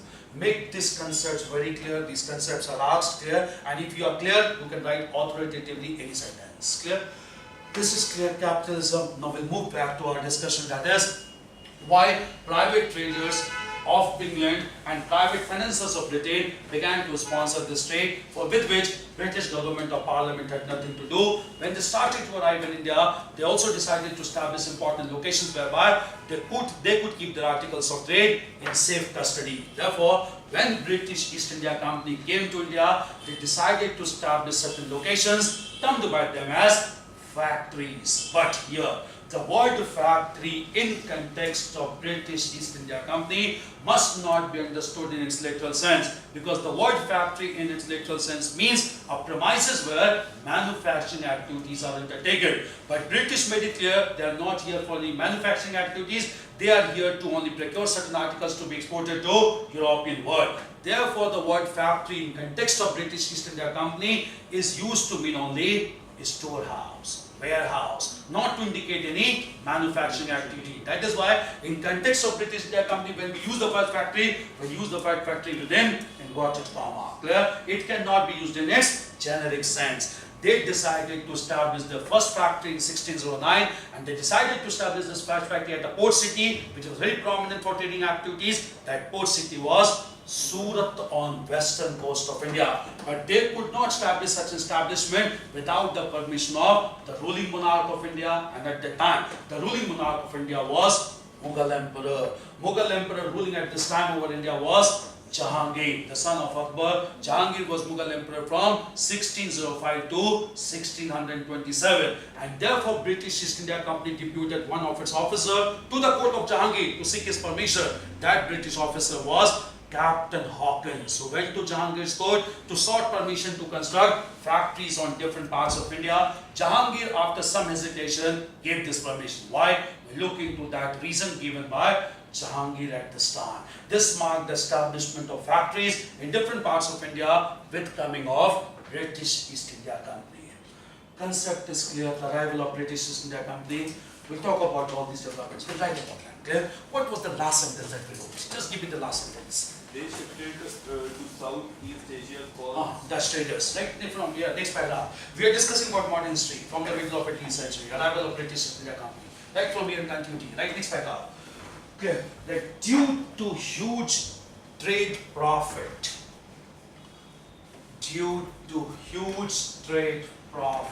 earned by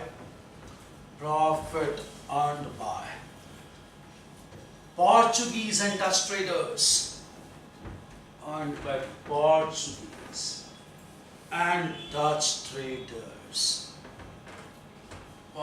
and Dutch traders, even British decided to establish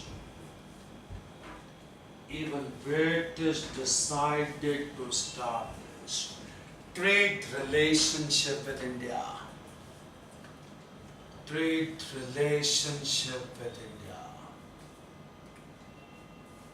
Okay. Like British monarch, Queen Elizabeth,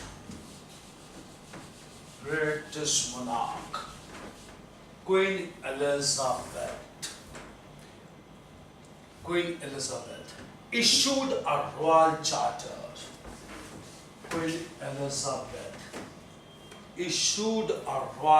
Right? Royal charter in capital. Issued a royal charter whereby permission was granted to British traders.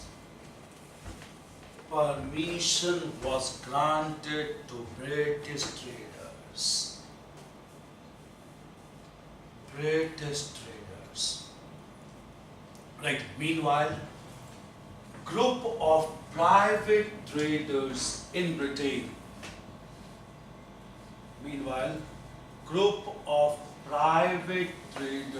in Britain. Established a compact body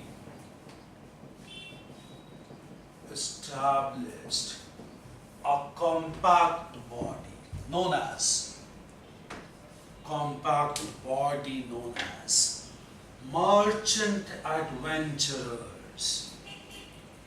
as merchant adventurers in 1599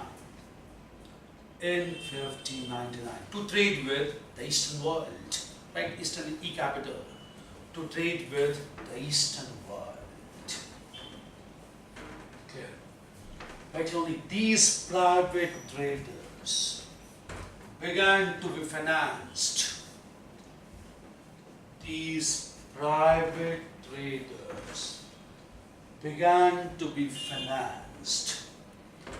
By a group of private investors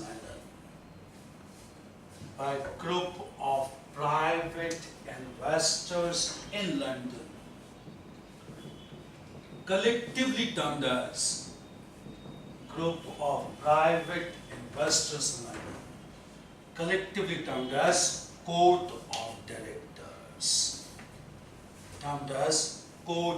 Directors. Clear? Right. In other words, British established exclusively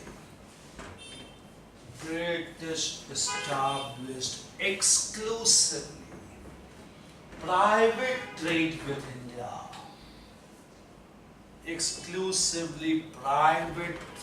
with India.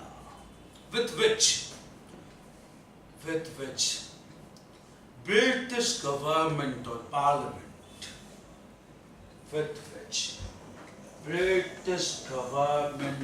parliament was least concerned. They never interfered, laissez-faire. Parliament was least concerned. Clear? This is very important. Clear? Least concerned. Right? Next sentence. Right? With their arrival in India, merchant adventurers established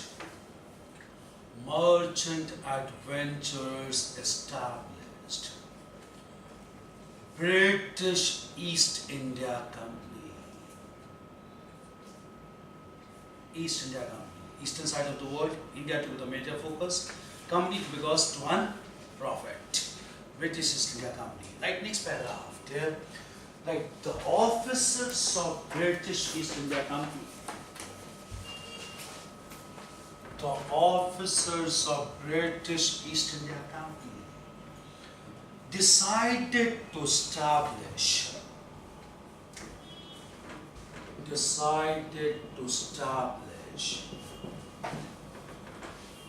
factories, like RYS, not RIS, it's not the plural form, clear? Decided to establish factories, with inverted comma, factories, on important locations,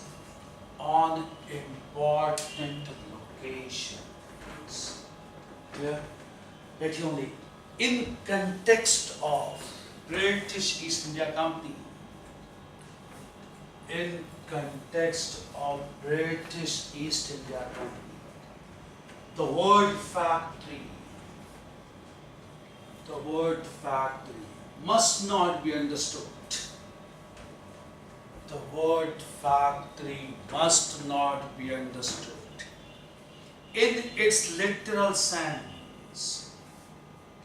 Must not be understood in its literal sense, as it was treated, merely as a storehouse, warehouse, merely as a storehouse, no manufacturing activities. Okay? Like next paragraph. Like the British traders decided to establish,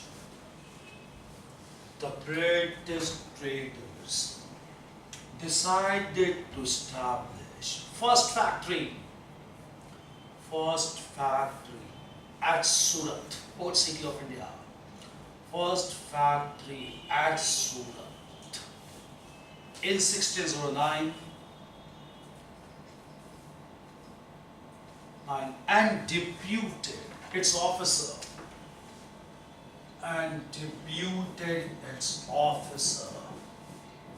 Captain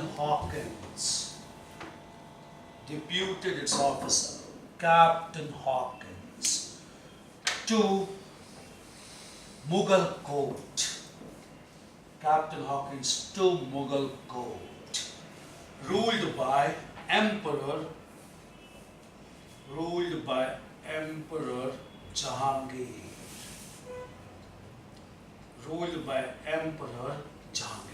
Son and successor of Akbar.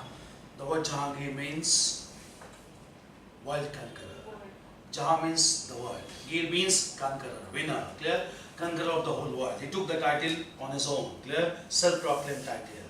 Jahangir. Even though he did not conquer anything. Self-proclaimed title. Clear? He was known for giving title to himself also. He was known for giving titles to others also. Clear? Okay, Jahangir is very unique personality. Did not conquer anything. Clear? Except one region. That could not be conquered by his father also, Akbar. That was the province of Mewar.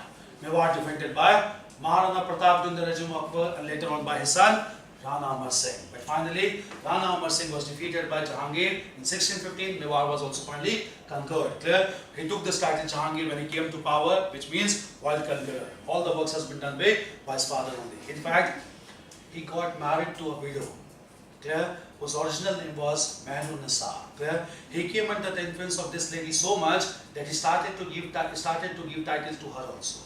First of all, he gave a title to her known as Noor Mahal. Clear? Noor means light, Mahal means palace, light of the palace. Clear?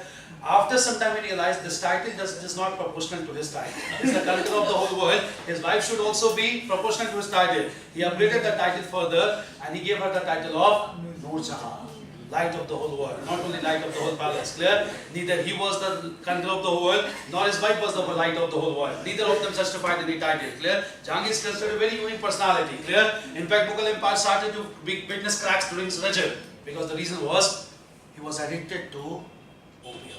Clear? And most of the time he was in his subconscious mind. Clear? Because most of the time he was supposed to consume opium. And Noor Jahan, who came to Mughal court, she was highly shrewd. Clear? She wanted to take power in her own hand. Clear? And that is why it is said largely. Clear? And Noor Jahan was the 20th wife of Jahangir. Clear? There's a novel also, 20th wife. Clear? She was, and she wanted to take the charge of Mughal Empire. Clear? That is why she began to give additional dose of opium to Jahangir in his food also. Clear? So that she wished he should die soon. Clear? He wanted to take the charge. That is why she established her own control, which is known as Nur Jahan Chanta. In fact, there's a saying that goes with lady, beauty with brain. She was beautiful also. She had huge amount of shrewd brain also. Clear? She began to control Mughal Empire. But this could not be done because very powerful son of Jahangir emerged thereafter known as Prince Khurram, and that who later on became the Mughal emperor with title of Shah Jahan. Clear? Shah Jahan became the Mughal emperor. He was the son of Jahangir only. Clear? And moreover, it was basically because of the support given to Prince Khurram or Shah Jahan by his father-in-law. His father-in-law was Asaf-ud-Dawla, and Asaf-ud-Dawla was none other than brother of Nur Jahan. Clear? It was a conflict going on in Mughal court only. Clear? There's a long story that goes on, and Mughal empire began to slow cracks at this time. One thing is very clear: Jahangir was not the conqueror of the world. Jahangir conquered only Mewar, 1615, but that was credible because even Akbar could not do, even though sanguinary battle was fought between Mughal forces and Rajput forces in the battle of Haldighati, 1576. Mughal forces won the battle, but then also Rajputs never allowed Mughals to establish control over Mewar. Clear? Till this time we believe in Battle of Haldighati, Mughals were victorious. Even though some scholars started to claim that in Battle of Haldighati, Rajput warriors were victorious. But still in historiography it is accepted that Akbar was victorious. But it is also a reality, Akbar could not establish control over Mewar during his lifetime. It could be done only by Jahangir. Clear? But Jahangir was not the conqueror of the world. He could not justify this with his title, that is world conqueror. Clear? Jahangir. These are very important things. Medieval India is highly interesting in nature to understand all these nuances also. Clear? Sir, even Jahangir was not the person, it was alliance of the Akbar, I think. It was alliance of? Some Rajput alliance that Akbar was. Yeah, obviously. Who In fact, played a major role in conquering the yeah, Akbar. obviously. In fact, I'll let you know, if you look into Rajputana, the whole Rajasthan, that played a very important role in medieval time. Akbar's major masterstroke was that Akbar started his expansion from western part of India only. His purpose was not to win territories. The most important thing, clear? His purpose was to win the hearts of Rajput warriors, clear? And therefore he adopted a very sensitive approach towards Rajput warriors, clear? The most sensitive thing that is missed out by scholars is that by this time there was an important practice going on in India which is known as the practice of sati. And whenever a military soldier died, or whenever a male person died, his wife used to burn herself on the funeral pyre of her dead husband, sati, which was practiced right from ancient time. Since Rajputs were very brave warriors, and most of the time they fought wars, most of the time they suffered casualty, sati became a regular practice in Rajasthan.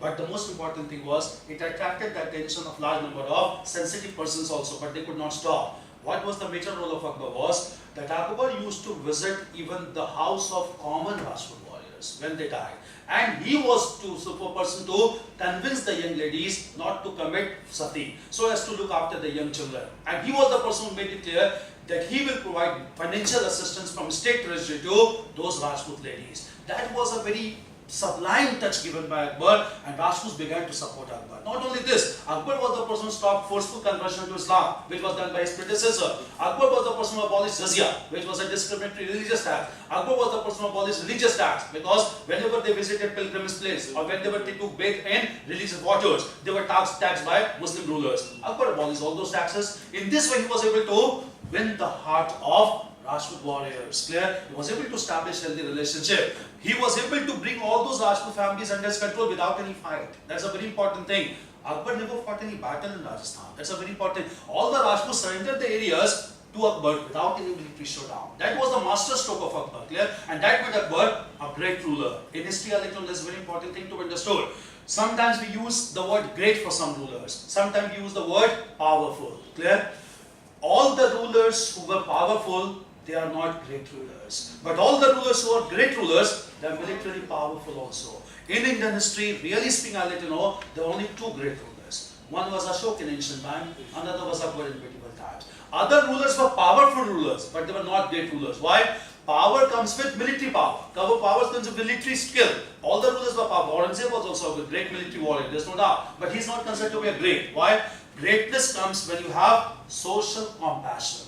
Greatness comes when you look after economic welfare of your subjects. Greatness comes when you promote religious tolerance. Clear? Power in the battlefield can make you a powerful military warrior, military ruler, but that will not make you a great ruler. Greatness comes with social compassion. Greatness comes with sensitivity. Clear? Only two rulers in dynasty are considered to be great rulers. Clear? That rulers were Akbar and Ashok. They were very powerful rulers, much more powerful than Akbar also, much more powerful than Ashok also. Samudra was a great warrior, just a powerful warrior, but then also is not considered to be a great ruler. The word great goes only with Akbar and Ashok because of the social compassion, because of the sensitivity. Clear? That was the approach followed by Akbar. Akbar wanted to reconcile Maharana Pratap also, but till the end, Maharana Pratap did not get reconciled.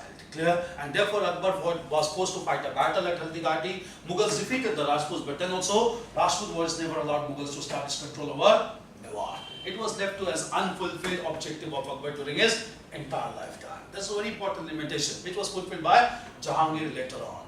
Rajasthan is very important. Culturally also, Maharana Pratap was born and brought up in a fort which is known as Fort of Haldigati. It's also known as in the region of Mewar. Clear? This fort where Maharana Pratap was born and brought up, it is known as Fort of Mewar also, Fort of Haldigati also. What is so important about this fort? It's also dubbed as Kumbhalgarh, Fort of Kumbhalgarh. What is so important about Kumbhalgarh? You should know about culture also. Rajasthan is known for culture. Believe me, culturally I'll let you know the trend. UPSC is not unpredictable. Culturally you will get questions either from South India or you will get questions from Rajasthan. This time there was a painting of Rajasthan house, Bani Thani. Bani Thani is from Kishangarh school, Rajasthan. Clear? That is question in UPSC examination. If you understand this trick, you will understand. That I'll let you know the trend. Clear? Trend is very important. Everything cannot be done. The fort of Kumbhalgarh is important because the fort of Kumbhalgarh has got the second continuous longest wall in the world after the Great Wall of China. And it is said that not only Great Wall of China is visible from space, even the wall of Kumbhalgarh fort is visible. Clear? Rajasthan is known for its culture. And therefore, if anything is touched or anything affects the culture, it is huge reaction by people of Rajasthan. The recent case of Padmavati and all, clear? It was huge reaction because they cannot tolerate, clear? Because they are very much tied up with their cultural phenomena, clear? So this was the reason. Akbar was sensitive because Akbar never annexed any area. Akbar won the hearts of the people. That is very important to be understood. And it was also cemented permanently through matrimonial alliances. Akbar entered into matrimonial alliance with all leading families of Rajputana, clear? Most importantly, the Kachwaha princess. He went into Rathod family also. But all the princes who came to Mughal harem, Mughal court, most of them were from Kachwaha family. Halkabai also, clear? Only one princess came from Rathod family. That princess was Jagat Gosai, popularly known as Jodhabai. Jodhabai was wife of Akbar. Sony television, Jodha Akbar. See, movies distort facts and figures also. I'll let you know one thing. Jodhabai was not wife of Akbar. Jodhabai was wife of Jahangir. She was daughter-in-law of Akbar. Clear? It's a historical blunder. That is why even a case is pending against Ashutosh Gowarkar who made Jodha Akbar. Clear? And just because commercial acceptability, they always show that Jodhabai was wife of Akbar. Because she was the only princess from Rathod Rajput clan. Otherwise, all the Rajput princes came from Kachwaha family. Clear? She was not the wife of Akbar. She was the daughter-in-law of Akbar. She was wife of Jahangir. Clear? Therefore, and this matrimonial alliance was also done by Akbar. Akbar at that time was not in Agra, the capital. Akbar was in the northwest frontier region of India. He instructed this matrimonial alliance whereby the marriage took place between Jahangir and who was originally named as Prince Salim. Prince Salim and Jodhabai, Jagat Gosai. Make it very clear, it's a blunder altogether. Sony television and all. Jagat Gosai was not the wife of Akbar. Jagat Gosai was the wife of Jahangir. Clear? Okay, Jahangir married this lady also, and just because of women only, Jahangir was thrown away from Agra fort also by Akbar. Because at last, he wanted to marry a courtesan, Anarkali. That was not acceptable to Akbar, and therefore Prince Salim revolted. He went back from Mughal court at that point of time. Akbar wanted to reconcile his son because he was the only son of Akbar, real son. And that too also is very interesting. Prince Salim was born to Akbar after the blessings of one prominent Sufi saint known as Sheikh Salim Chishti. And therefore, since a son was born under the blessings of Sufi saint Sheikh Salim Chishti, Akbar constructed the tomb or mausoleum of Sheikh Salim Chishti at Fatehpur Sikri. And it is the only monument constructed by Akbar in white marble. Otherwise, all the monuments which has been constructed by Akbar, they are constructed in red sandstone. You got this question prelims this time also. Further, that is, Buland Darwaza was constructed by Akbar in white marble. It is a long statement. Clear? Buland Darwaza was constructed by Akbar in red sandstone. Only one monument which has been constructed by Akbar in white marble was tomb of Sheikh Salim Chishti. Even now people go, they tie threads on the screens of this building in order to get the wishes fulfilled. Because on the blessings of Sheikh Salim Chishti, son was born. Therefore he named the son also as Prince Salim, after the name of Sheikh Salim Chishti. He left the royal palace because of the issue of Anarkali. Akbar deputed his close associate to bring him back. Clear? That close associate of Akbar was Abul Fazl. Abul Fazl went to bring back. But Prince Salim, with support of several warriors like Bir Singh Bundela, he got Abul Fazl executed. That was a big setback for Akbar, and thereafter when Prince Salim became emperor as Jahangir, he supported Bir Singh Bundela, and Bir Singh Bundela only constructed a very prominent temple. That temple was constructed at Mathura, known as Keshav Temple. Clear? And later on, that prominent temple known as Keshav Temple was destroyed during the regime of Aurangzeb. Clear? All these things are very important. Medieval history is a very important role. Clear? We'll come to all those developments that took place in medieval times. Coming back to modern history, clear? Jahangir, clear? Okay, there are many stories, clear? That's there. Padmavati also a very important story, clear? It's a huge kind. Historically, there's no dispute. Padmavat was a fiction written by a prominent writer named as Malik Muhammad Jaisi, under the patronage of an emperor named as Sher Shah Suri. He was an Afghan ruler, clear? And it was written in the 16th century. Sher Shah Suri ruled in 16th century. Clear? Now the novel was, a work was written in 16th century, clear? And therefore the issue of Padmavati has nothing to do with Alauddin Khilji, who ruled in 13th century. Therefore it is totally a fiction, clear? No controversy altogether, clear? There's no point of linking Padmavati with Alauddin Khilji, clear? Alauddin Khilji ruled in 13th century. Padmavat was written in 15th century. There's no connection altogether. Clear? Therefore, historically, there is no problem. Problem is with regard to depiction of the movie, which is not acceptable to Rajputs in Rajasthan, that led to huge reaction. Padmavati has nothing to do with Alauddin Khilji. Clear? Alauddin Khilji was in 13th century. Padmavat was written in 16th century during the regime of Sher Shah Suri. Clear? These things, clear? Very interesting developments. Clear? Okay. But all these myths needs to be explored with regard to history. Clear? There are several myths also associated. Clear? This is clear. Okay. See, in movies when you watch, these movies need to watch with huge amount of caution. They distort facts and figures also, clear? But in this category, I will ask you to watch one movie, which is not distorted facts and figures, clear? That movie is The Legend of Bhagat Singh, clear? It's starring Ajay Devgan, clear? You watch that movie, that is really good movie, clear? And you will understand the course of revolutionaries in the course of national movement. The Legend of Bhagat Singh. It's a very important movie, clear? Read something about Bhagat Singh. He opened a new chapter, especially a youth icon for this country, who opened a chapter of self-sacrifice and devotion for motherland. Clear? We'll talk about Bhagat Singh in modern movement, modern India. Clear? Coming back, clear? Factories, clear? Surat, clear? Captain Hawkins. What was the last sentence? Just repeat the last sentence. Mughal Court, clear? That after some hesitation,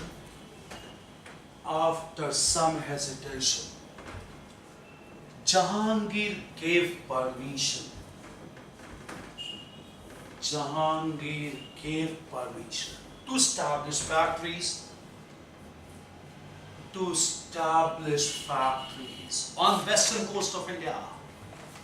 To western coast of India.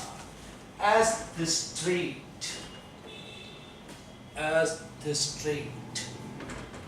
was equally beneficial. As this trade was equally beneficial for Indian producers. They were getting remunerative prices. Indian producers. Like even though this permission was granted,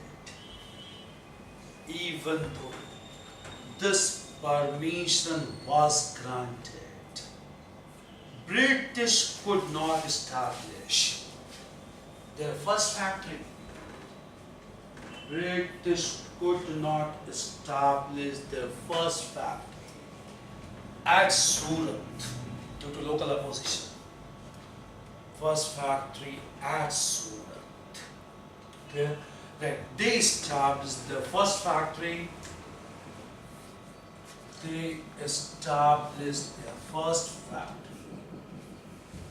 At Masuli Pattanam South India.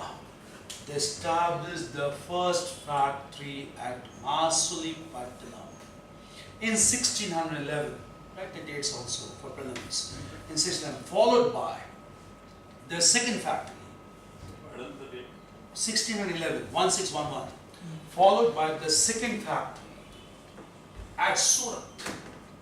Second factory at Surat in 1613, after 2 years, 1613. See, this question has been asked several times in preliminary examination. Decision was taken with regard to Surat, but in actual sense, the first factory was established not at Surat, at Masulipattnam, followed by second factory at Surat in 1613. Clear? Right, since then, British continued to trade. Since then, British continued to trade with India peacefully, for almost 1.5 century, 150 years, for almost 1.5 century. That is from the beginning of 17th century till the middle of 18th century. Why they changed their approach in the middle of 18th century? We'll come to that discussion. Clear? That is lack of nationalism among people of India that enabled them even to conquer India, which they started from the province of Bengal after defeating the Nawab of Bengal in Battle of Plassey. Clear? We'll come to that. But again, just understand.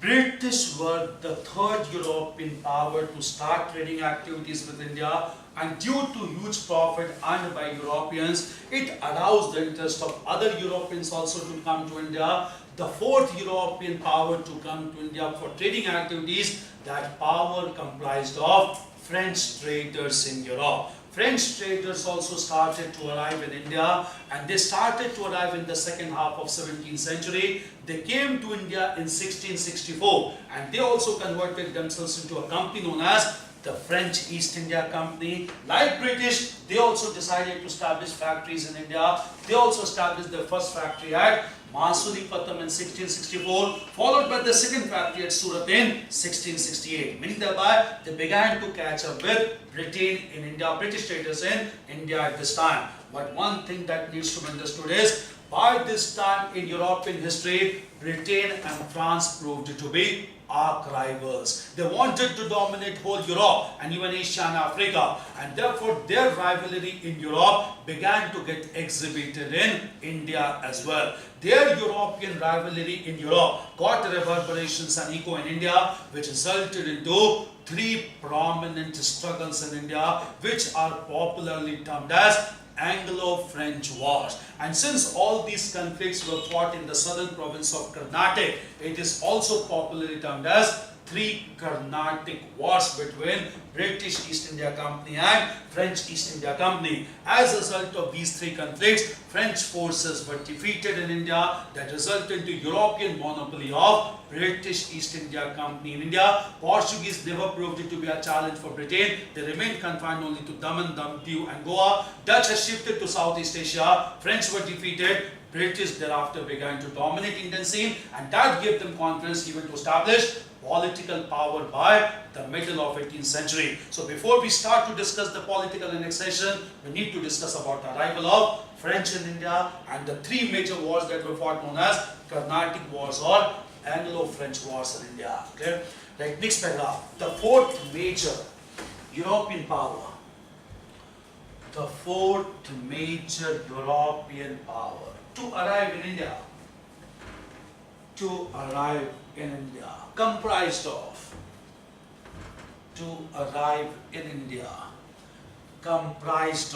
French traders. In the second half of the 17th century. Second half of the 17th century. Like they also established French East India Company. They also established French East India Company. French East India Company, followed by establishment of followed by establishment of factories, RYS, within inverted comma, followed by establishment of factories at Masulipatinam, factories at Masulipatinam and Surat, in 1664 and 1668 respectively. 1664 and 1668 respectively. Clear? Change paragraph. Clear? Right. Britain and France were. Britain and France were arch rivals in Europe. Arch rivals, ARCH, like India and Pakistan, were arch rivals in Europe. And their differences got exhibited. And their differences got exhibited in India. Exhibited in India, resulting into three Anglo-French,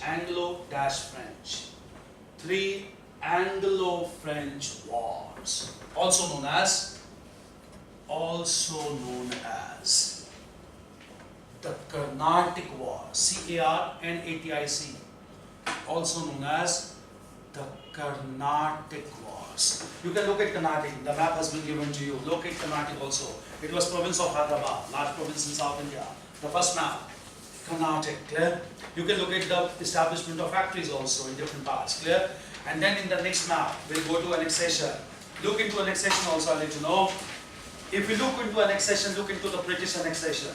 They conquered only the coastal regions. They never went into the interior regions. Why they conquered only coastal regions? Because of import and export. They came for the purpose of trade. So if you look into second map, look into the grey areas are areas not conquered by British. The white areas are basically areas conquered by British. If you look closely, all the areas which were frontier areas were conquered by British, not the interior ones. Out the interior ones, remaining under Indian rulers, they came to be known as princely states. They remained to be independent till 1947, and there were as many as 565 princely states, which were largely integrated within Indian Union and after India's independence by Sardar Vallabhbhai Patel. So if you look into white areas, only coastal regions, they never entered into interior regions, the grey ones, clear? Grey ones were never conquered by British. They knew it is not possible to rule over large Indian territory. They only wanted to maximize their economic profit. They remained to be hardcore traders right from the very beginning till end. Then the third map we have got princely states also, clear? All these princely states which could never be conquered by British. All the grey ones, clear? They conquered only the areas which are depicted in black, clear? Just understand the logic also, then we'll proceed. Don't worry about the areas, we'll discuss all those areas conquered by British, clear? Understand the logic first of all, clear? How they went on conquering the areas, because they came mainly as traders, clear? They conquered Punjab, but they conquered Punjab when they were forced to do so. They never wanted to conquer Punjab. In fact, they had friendly relationship with ruler of Punjab, Maharaja Ranjit Singh. But they decided to conquer Punjab only after the death of Maharaja Ranjit Singh. We'll discuss the reasons also, clear? So they only wanted to conquer the frontier part, the coastal part, because that could have facilitated them for import and export to European world. Logic needs to be understood, clear? No, apart from this, just understand, clear? Three Anglo-French wars, clear? See, we had discussed right now the conflict between British and French East India Company was just an echo of the conflict going on in Europe. In the year 1740, the ruler of one important country in Europe, Austria, died. France wanted to nominate its own candidate on Austrian throne. Britain wanted its own candidate to be placed on Austrian throne. This resulted into conflict between Britain and France that even resulted into a full-fledged military clash, which is termed in world history as Austrian War of Succession. To decide the successor of Austrian throne, Britain and France began to fight against each other. And since the two countries began to fight against each other in Europe, the respective companies in India also began to fight against each other in Carnatic, where they were well settled, and this resulted into First Anglo-French War, which is also termed as the first Carnatic War. This Carnatic War was merely a reverberation of European phenomena going on between Britain and France. This war came to an end in 1748 when Britain and France concluded a treaty which is known as Treaty of Aix-la-Chapelle. Aix-la-Chapelle is a city in France where the treaty was signed, and under the provisions of the Treaty of Aix-la-Chapelle, it was made clear the two companies in India should also stop fighting. So first Carnatic War came to an end without any conclusive result, as both sides proved to be equally matched at this time. So first war started not because of India, first war ended not because of any treaty signed in India, it was merely an echo of European phenomena over India. But in 1748, Second Carnatic War began not because of European phenomena, but because of conditions within India, especially in Hyderabad and Carnatic, as rulers of both Hyderabad and Carnatic died, and British and French wanted to establish their own control. At this time, French East India Company was headed by a very prominent governor named as Dupleix. He played this card very well at this time, but Dupleix was able to win victory for short term. British began to retaliate. That resulted into Second Carnatic War in 1748. We'll discuss about this Carnatic War, the course of this war. We will write about the first Carnatic War as a reverberation of European phenomena. Clear? Right, next paragraph. Practice sentence in front of you. In 1740, 1740, in 1740, Austrian War of Succession. Austrian War of Succession should be in capital. Austrian War of Succession. War of Succession began between Britain and France. Began between Britain and France. That resulted into military clash. That resulted into military clash between British and French East India Company. British and French East India Company within India. Within India. Clear? Right. In other words, the first Carnatic War. In other words, the first Carnatic War was an echo, E-C-H-O, reverberation, was an echo of European phenomena. Of European phenomena. Clear? Right, this war came to an end. This war came to an end in 1748. Came to an end in 1748 through Treaty of Aix-la-Chapelle. It's a place in France. Through Treaty of Aix-la-Chapelle. Clear? Like under the provisions of this treaty. Under the provisions of this treaty. Two commercial companies ended conflict. Two commercial companies ended conflict without decisive result. Without decisive result.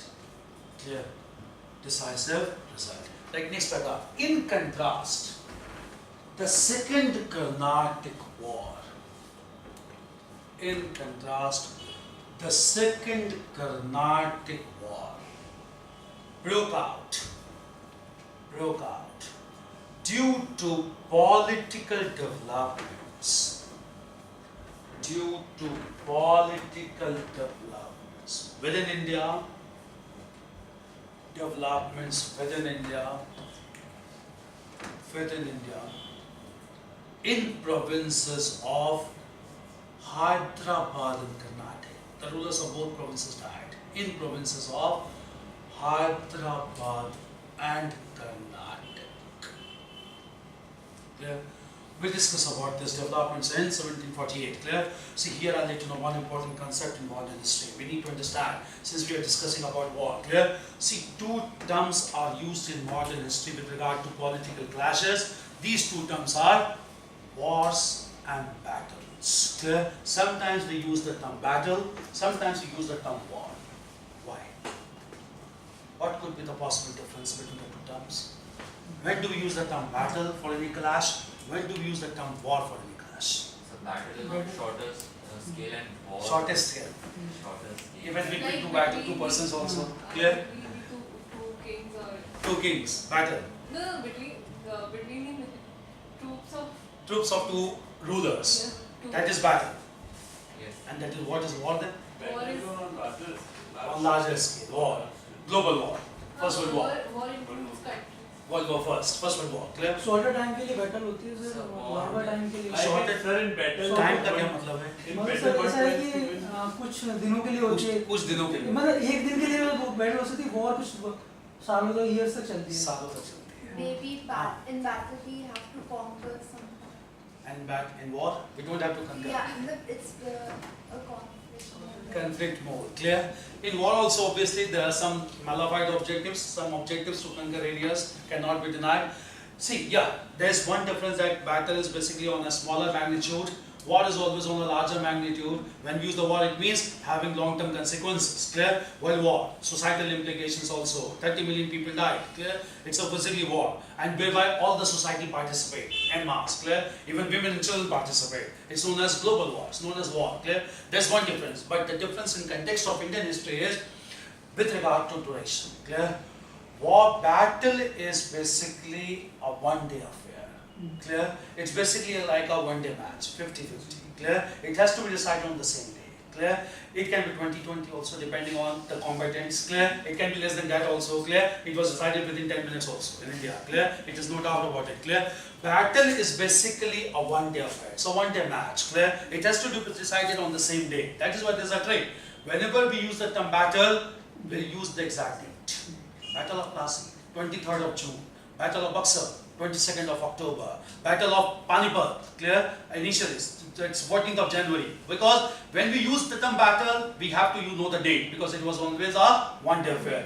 If that clash extends beyond one day, even for 2 days, even for 2 months, even for 2 years, it's to be termed as war. Clear? So war basically is any conflict that extends beyond one day. It can be termed as war in context of Indian history. But when we use the term battle, it always indicates one-day match, one-day affair, and that is where the date becomes important. There's a trick also, clear? If you want to remember the date, remember the dates only of battle, not of wars, clear? And that two prominent words, Battle of Plassey, 23rd of June, all of us know. That's where you get a question also. On 23rd of June 1757, medieval age in India came to an end, modern age began. Because British began to rule over the province of Bengal, clear? With long-term consequences in other parts of India as well, clear? There's one thing to be understood. So one difference needs to be understood between battle and war. This concept will be following throughout our discussion. Clear? Second war between Anglo and British and French history coming to place as ruler of both Hyderabad and Carnatic side. Simultaneously, the ruler of Hyderabad being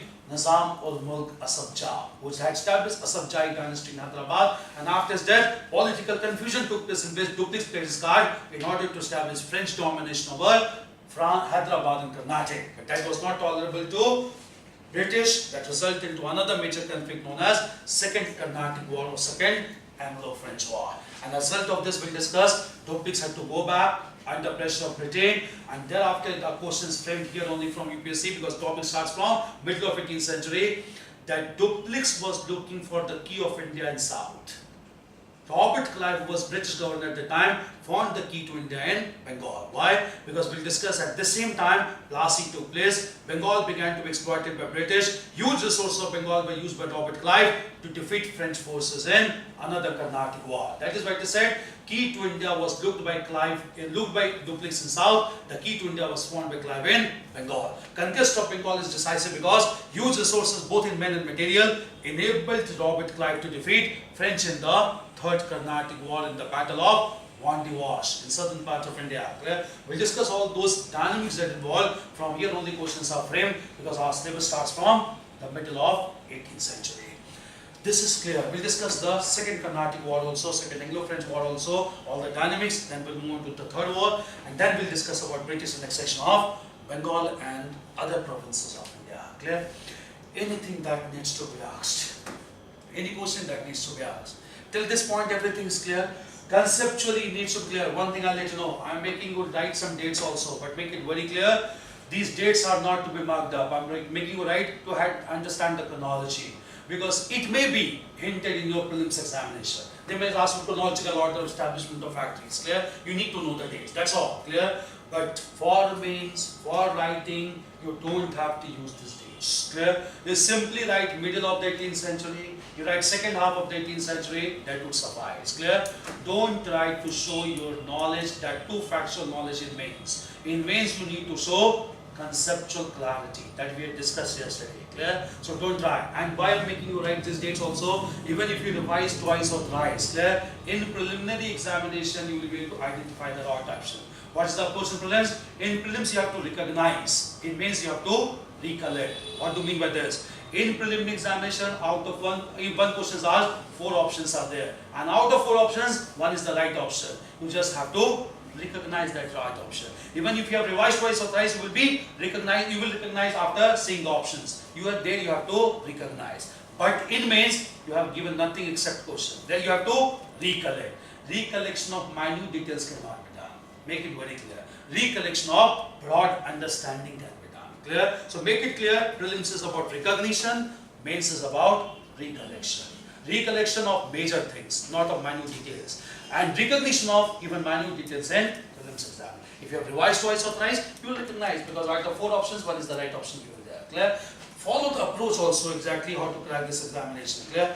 In mains, don't go for details. Don't go for, because we have discussed, answers should be based on arguments supported by facts and figures. Suppose if I ask this question only, the key to India was being searched by Clive, Dupleix in South, it was found by Clive in North, in Bengal. You don't have to write any facts and figures. You just have to explain the importance of Bengal and its rich resources that enabled British to defeat French in the final and the third Carnatic war. You have to highlight the importance of Bengal there. Clear? And for that, you don't need facts and figures. You need only understanding. Clear? Recollection for mains, recognition for prelims. It's clear. Follow the approach. Approach matters a lot in this examination. Clear? So we'll continue from here tomorrow. That is this section. But meanwhile, we'll take a break for 15 minutes. We'll assemble again. Clear? At least give me for 1 hour. Because today we are going to discuss an important thing, that is newspaper reading. Clear? Because that is a very important thing. Just give me 1 hour. As I discussed yesterday only. Clear? They give me 1 hour today, and for tomorrow, is it possible for all of you, because tomorrow is anyway weekend, holiday for college going students also, is it possible to start the class tomorrow in the morning? Yes, sir. Around 9? Yes, sir.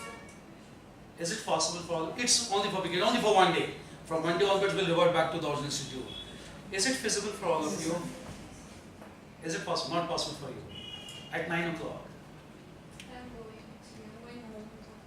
So you won't be able to come in the evening also if you have class? No, in the evening. So you'll be returning back. Okay, clear. Because the reason is that I want the 2 batches to be clubbed together tomorrow to have collective class. Clear? Is it possible? Just do one thing. Clear? Just if you miss also class, let me know. I'll sit with you personally when I'll come next and keep these notes with you. I'll have a personal discussion. I'll explain you everything. Don't worry about that. But for all of you, is it possible to have class at 9 o'clock? Tomorrow is Sunday anyway. Clear? Can we have class at 9 o'clock?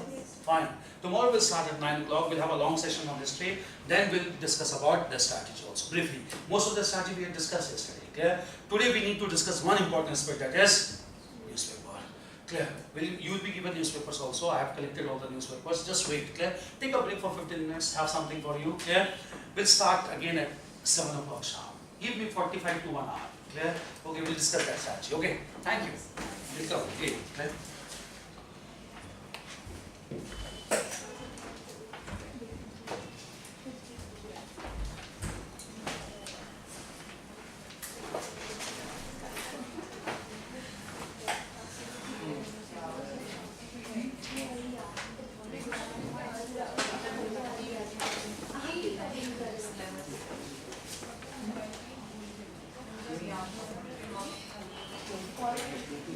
यहाँ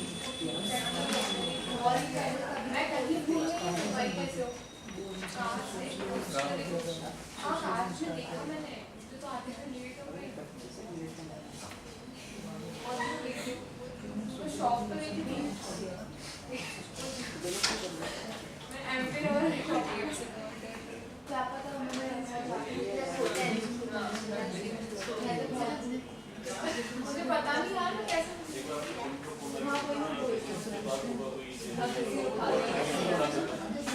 चार बार मैंने हाथ डाल के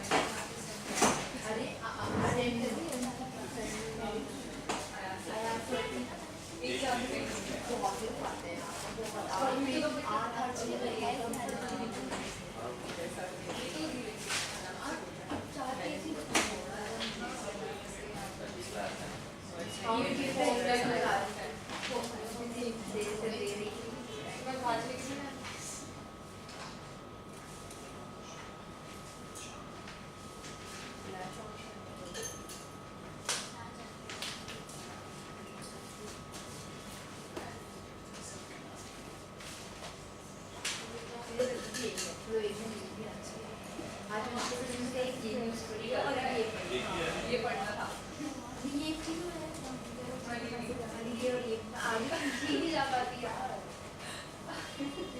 वही तो मुझे वही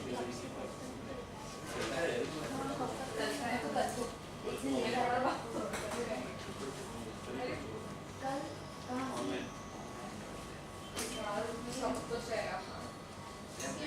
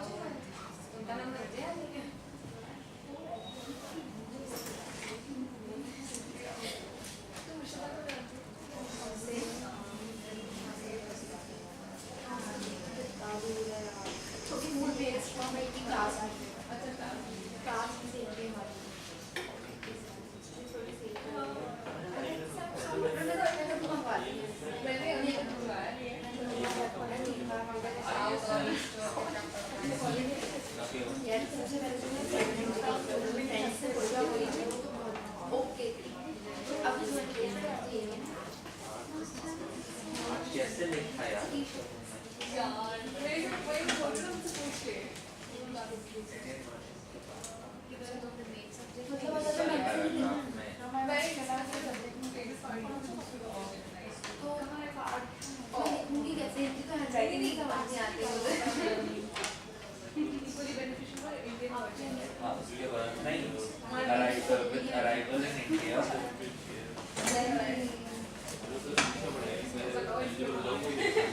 तो मैं ही ढूंढ रहा हूँ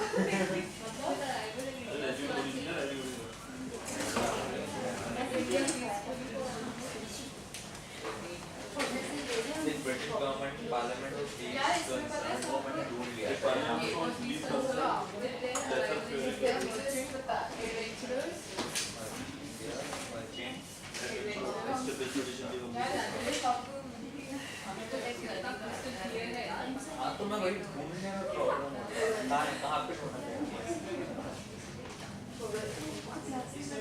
इसमें तो दिया है और given 11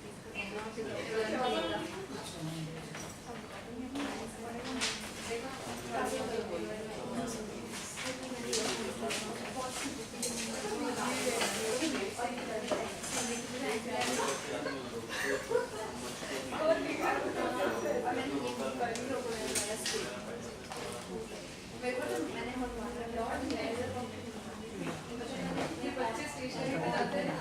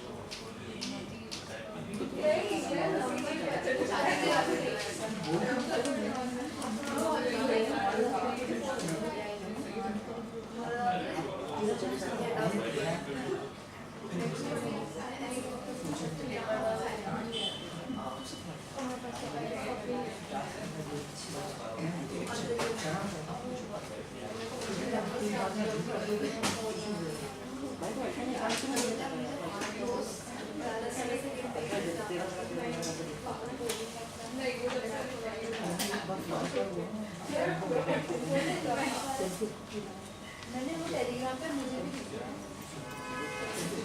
सामने आपने लिखा होता है तो ढूंढ यार आज गर्मी का दिन कैसे गर्मी कैसी चल रहा है बंद कर बात मुझे थोड़ा बात करनी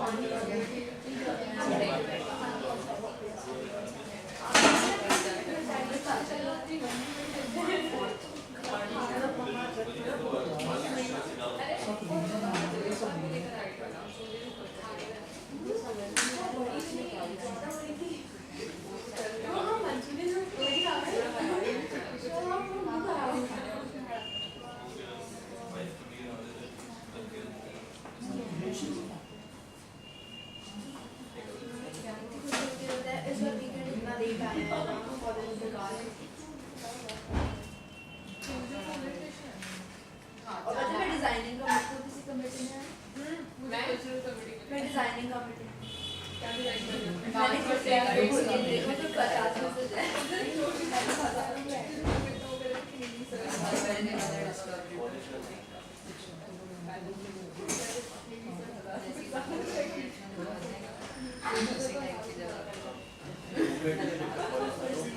मुझे डाउट होता है वो डायरेक्टर अब नेचुरली है कि नहीं है बनी हो है उनके पास उनसे अच्छी तो उनके पास ही मैंने सोच के संस्कृत का तो वो एक्टिंग भी है देखा है मेरा मेरा वो उन्होंने लिया था इतना अच्छे से बोलते हैं हमको बताते हैं जैसे कहानी हाँ 5 मिनट को बता हाँ हो गया मेरा जोशी सर ने लिया वो बोलते हैं जल्दी क्या आ जाओ आप अपना निकालने बैठ गए नहीं मैं उनके बेहतर अब देखो मेरे पिता समझ रहे हैं अच्छा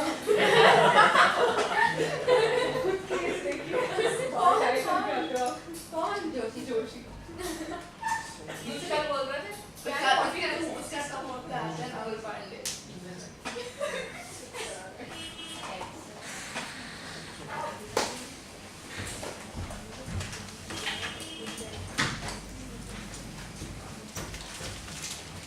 All of you are here. Okay. See, yesterday as we had discussed here, have you prepared the full spiral Yes, sir. for yourself? Clear?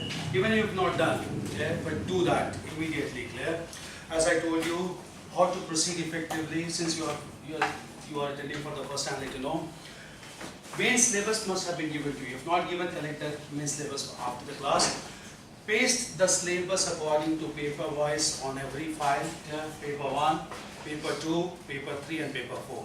Now what and how it has to be utilized, we need to understand. Clear? See, even though we'll be covering each and everything in the class, clear? But at the same time, on your own, you need to do two things that I have made it very clear. Spoon feeding cannot be done for everything. Clear? Rather, you need to be self-dependent, to believe in your capacity also.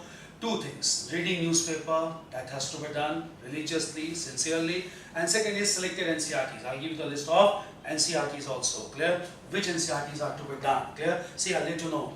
We will give you materials in which the informations of NCRTs would also be there. Even for example, modern history only. But whole NCRT cannot be printed. There's no point. But I would ask you to read NCRTs verbatim on your own. Clear? Because every sentence of NCRT has concept. Clear?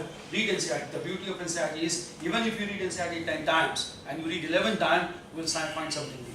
Clear? It depends because NCRT has bred with this beauty. Clear? Read NCRTs again and again. It will help you to build up your concept. Even though we'll be doing that in the class also. Clear? But two things which should be done on your own. Clear? Newspaper reading should be done, and there's no shortcut to success. Even though we'll be giving you current affairs also every month. For July, we'll be giving you in August only. Clear? But that also how it has to be utilized. It cannot be a substitute for newspaper. Let me tell you frankly. Clear? No current affairs material that you will find enough in the market also can be substitute for newspaper. Newspaper reading should be a habit. It must be developed now. But how to read newspaper from our examination point of view, we need to understand. First of all, I gave you homework yesterday to look into all the topics and subtopics of the 4th paper. I expect that all of you are through with all the topics and topics of paper 1, paper 2, paper 3 and paper 4. Paper 1 includes history, culture, society and geography, physical geography, Indian geography. Paper 2 includes constitution, polity, governance, international relations. Paper 3 includes economy, social justice, science and technology, environment, disaster management and internal security. And paper 4 includes ethics, integrity and aptitude. Clear? No. If you are well aware about all these topics, how to be done and how paper has to be done. Clear? All of you have got this paper. See, if there's a limited copy, just share with this copy. Clear? Okay, just understand the nuances. Clear? See, first page is always important in any newspaper. Clear? First page is always important. Clear? Read the headlines. First is Imran Khan declares victory in Bagh election. Clear? Okay, what do you mean by this term only? See, I want you to develop that knack. Imran Khan declares victory in Bagh election. Who is Imran Khan to declare that? He himself has declared. Self-proclaimed. But why? But why? Because the reason is this election itself is being supported by the military of Pakistan. Clear? And therefore, since army supports this election for regime change, Imran Khan has the support of not only army, even the clerics. That is the religious theologians. Clear? That is why he has got this guts to declare that Imran Khan declares himself to be the winner in Pak election. Clear? Now again, I'll know how it has to be done. This is simply an international issue.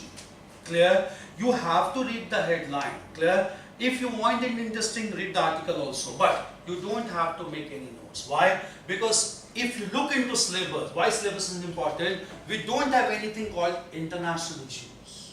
In the previous syllabus, when syllabus was not changed, there was international issues. Right now, we don't have any international issues. Clear? But this election, once it takes place, Imran Khan becomes Prime Minister, then with respect to relationship with India, it will become important. But it has to be watched, because even Imran Khan is being visualized as hardliner and he is against India because he has considered Modi to be against the secular credential, and that is why it can affect Indo-Pak relationship. With respect to India, what impact will take place regarding the election, you will have to wait for that. Right now it's only international news. Read the headline. If you are interested, read the article. Don't have to make any notes. One article is very clear. Move into the next article. Neighbors used to offer food to family. This is a pure social issue, local news. We don't have to read that. Clear? Next is Maxese War 3 idiot views. Clear? Now, this news is important. Clear? Why this is important? Because you need to know about the newly awardees selected for Maxese Award. What are the criteria for Maxese Award? Who are the nominees for 2018 award? Make some notes. Now, where you will place these notes? Because news is not important. Important thing is how to use this news. This will come under paper 2. Clear? Because paper 2 and even paper 1 also. Clear? Social issues. Because Maxese Award is given for public governance, social service. Clear? You have to take out 3 to 4 points right in the social issues and place this loose sheet in the second folder. Clear? And always place the news in short forms, 3 to 4 points, where you can make additions also later on. Because in class, suppose Maxese Award is being taught, what are the criteria for Maxese Award?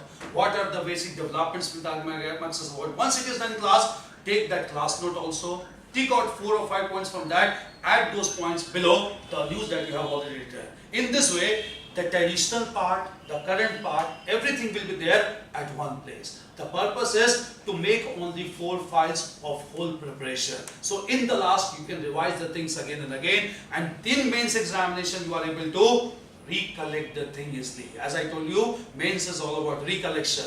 Until as you have revised the thing continuously, you will not be able to recollect. Clear? Recollection will become easy once you prepare this file. Clear? So current developments will take out from paper. This news is important. You can make notes out of it. Clear? Next is again, India denies any change at Doklam. This issue has been going on between India and China. Look into this issue, but don't prepare any notes, because if this has got any impact, the basic thing is after 2 days, you will find an editorial on this article. Clear? In order to judge the importance of any news, the best thing is you read that news, wait for some time. If it is important for India, after 2 days it will appear into editorial. Clear? And once a news comes into editorial related to your syllabus, you have to make points. We'll come to that editorial page also. You have to read it, you don't have to make any notes. Clear? West Bengal renames itself as Bangla. Totally regional news, nothing concerned with UPSC. Don't worry about that. If any political issues there, it will be done in class. Or the name of the state is changed, or the boundaries of the state can be altered. You don't have to make any notes. Clear? Next is Bihar's government 6 CBI program to share the case. Totally political news. And make it clear, you don't have to read political news. Clear? Don't have to read any statement given by political leaders. So in the first page, if you look into that, only one news is there. From there, you have to make notes. It won't take more than 10 minutes, I suppose. It's a small article on Maxese Award. Clear? Turn the page, flap the page. Clear? After this page, all the pages are of regional news with which UPSC is least concerned. Clear? Just flap the pages. You will find advertisement and all. You will find the local news. Directly come to page number 8. Clear? That is the editorial page. Yeah, please. The second page is a 150 cutoff villages, so it seems to be an important news. See, second page, just let me know. The next affected area it was. 150 cutoff Odisha village is connected to mainland in order to deal with nationalism and national threat. Clear? See, it is one step taken. Just understand, nuances also is right, clear? How to judge the importance of the news. It is right now 150 villages cutoff has been linked with mainland. so that to link the rural mass with the mainland population and to give them employment and to get rid of from Naxal activities. True. This is a step taken right now by government of Odisha. What impact or how successful it will be, only it has to be judged in coming time. If it becomes successful, whereby obviously the people will link to mainland region, and if this exercise becomes replicated in other parts also, obviously it will become a case study. It will take the shape of an editorial. Clear? So you have to be patient. Don't take notes off from every topic. Read that news if you want it interesting or if you want to find it important, but wait for some time. Because till the time it has not come into editorial, it means it did not have much impact. And if things did not have much impact, there's no point of highlighting that issue. It's clear. These measures are taken by every state government, time and all. You don't have to go after every news. It's clear. Impact assessment has to be done. Clear? Now coming to the editorial page, clear? Prime Minister Imran Khan, can he mature sufficiently for the requirements of his new office, or will he need guidance? Again, I'll let you know. If you look into this article, even though editorial page is important, but it doesn't mean every day you have to make important articles or unique articles. It is purely political news related to Pakistan. Clear? It is not that it is affecting India. Still the verdict has to come. Still he has to take the service or join the force. Clear? Join his office.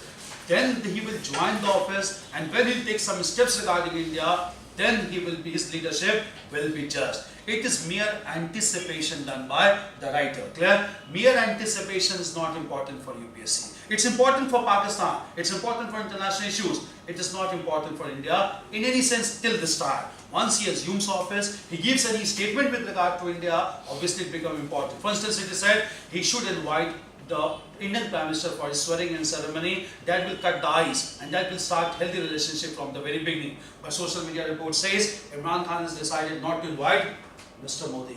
Rather, he has decided to invite Arvind Kejriwal. Clear? But that could happen totally, and that will be totally adverse scenario. Clear? Altogether. But that would be out of the blue, out of the box altogether decision. Clear? He must not take that decision. Clear? He should have been mature. That is why mature leadership is much more required. If he takes such steps, obviously it will indicate deteriorating relationship with India. Clear? Then it will become important. But only time will tell. If maturity is there, he will invite Indian Prime Minister in swearing or overtaking ceremony. Right now, you don't have to read this article. You wait for some time. Clear?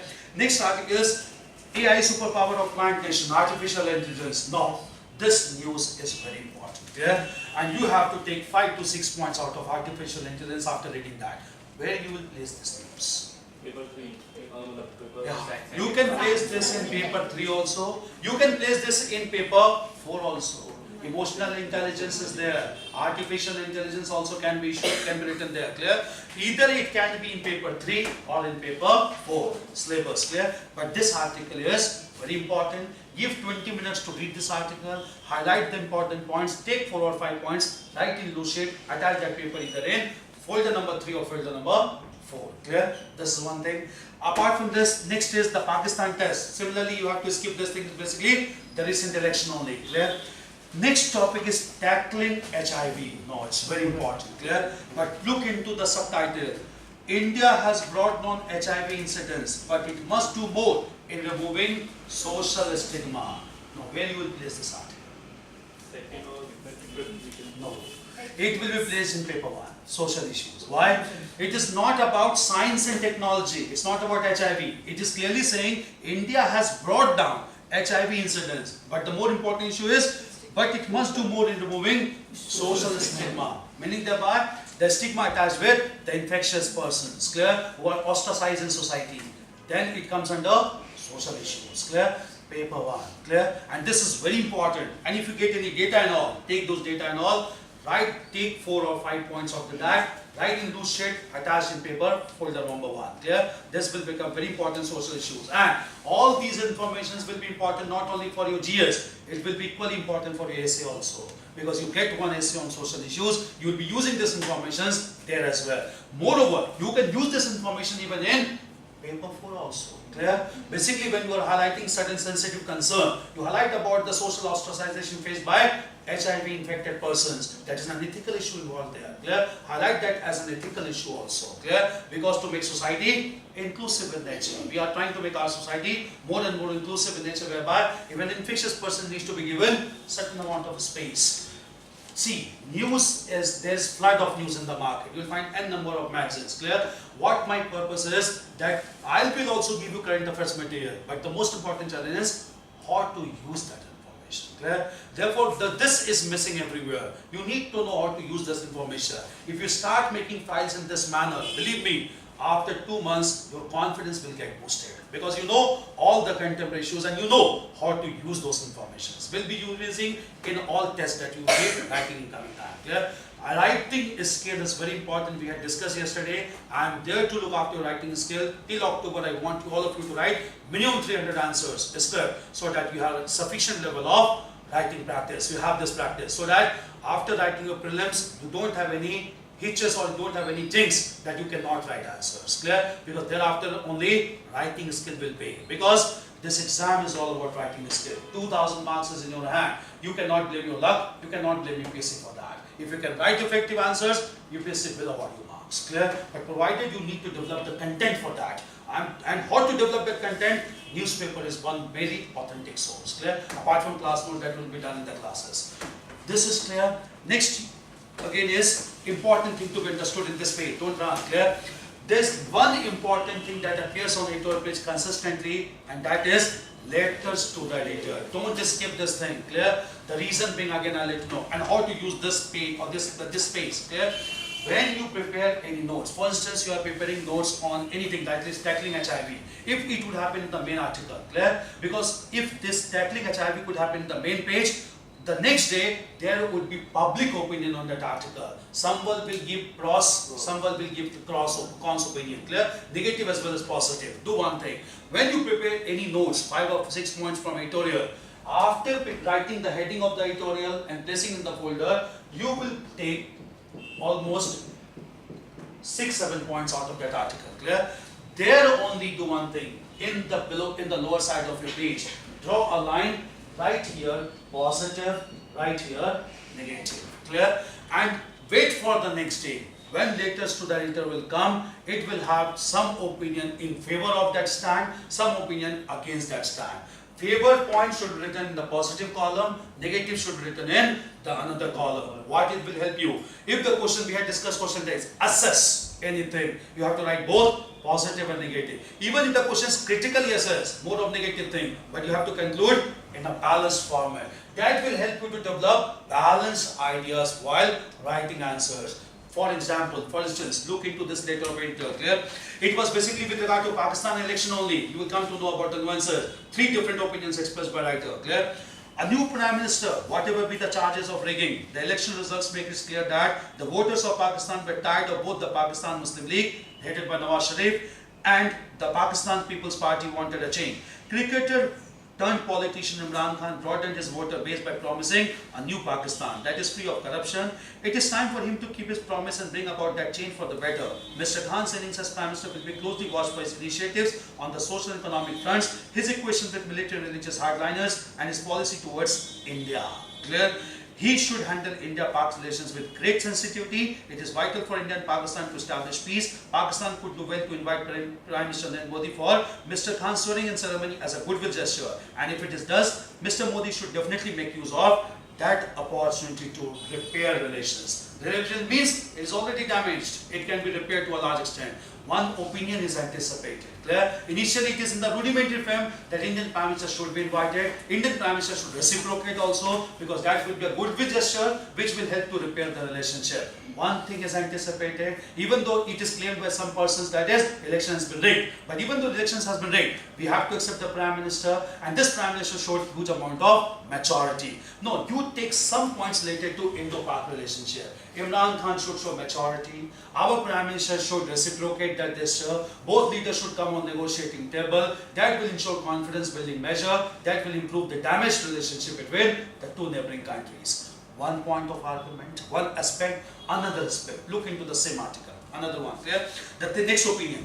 The one thing that is most heartening about Pakistan elections that the country has rejected Hafiz Saeed backed Allahu Akbar Tariq in all the places where the party contested. It's very important for you also, where the hardliners has been rejected this time, and it is very congenial for Indo-Pak relationship. Clear? Next is India hopes that its relations with Pakistan becomes normal, but given that Mr. Khan called former Prime Minister Nawaz Sharif an agent of Pakistan's cold enemy India, it seems that it would be more keen to please the military. Meaning thereby, one negative aspect has been highlighted. You have to also highlight in international relations that Indian or newly Pakistani Prime Minister has declared the former Prime Minister to be agent of India, and therefore it shows his hardliner approach. Clear? Therefore, it is a matter of anticipation to indicate what future relationship of India and Pak will develop under the leadership of Imran Khan.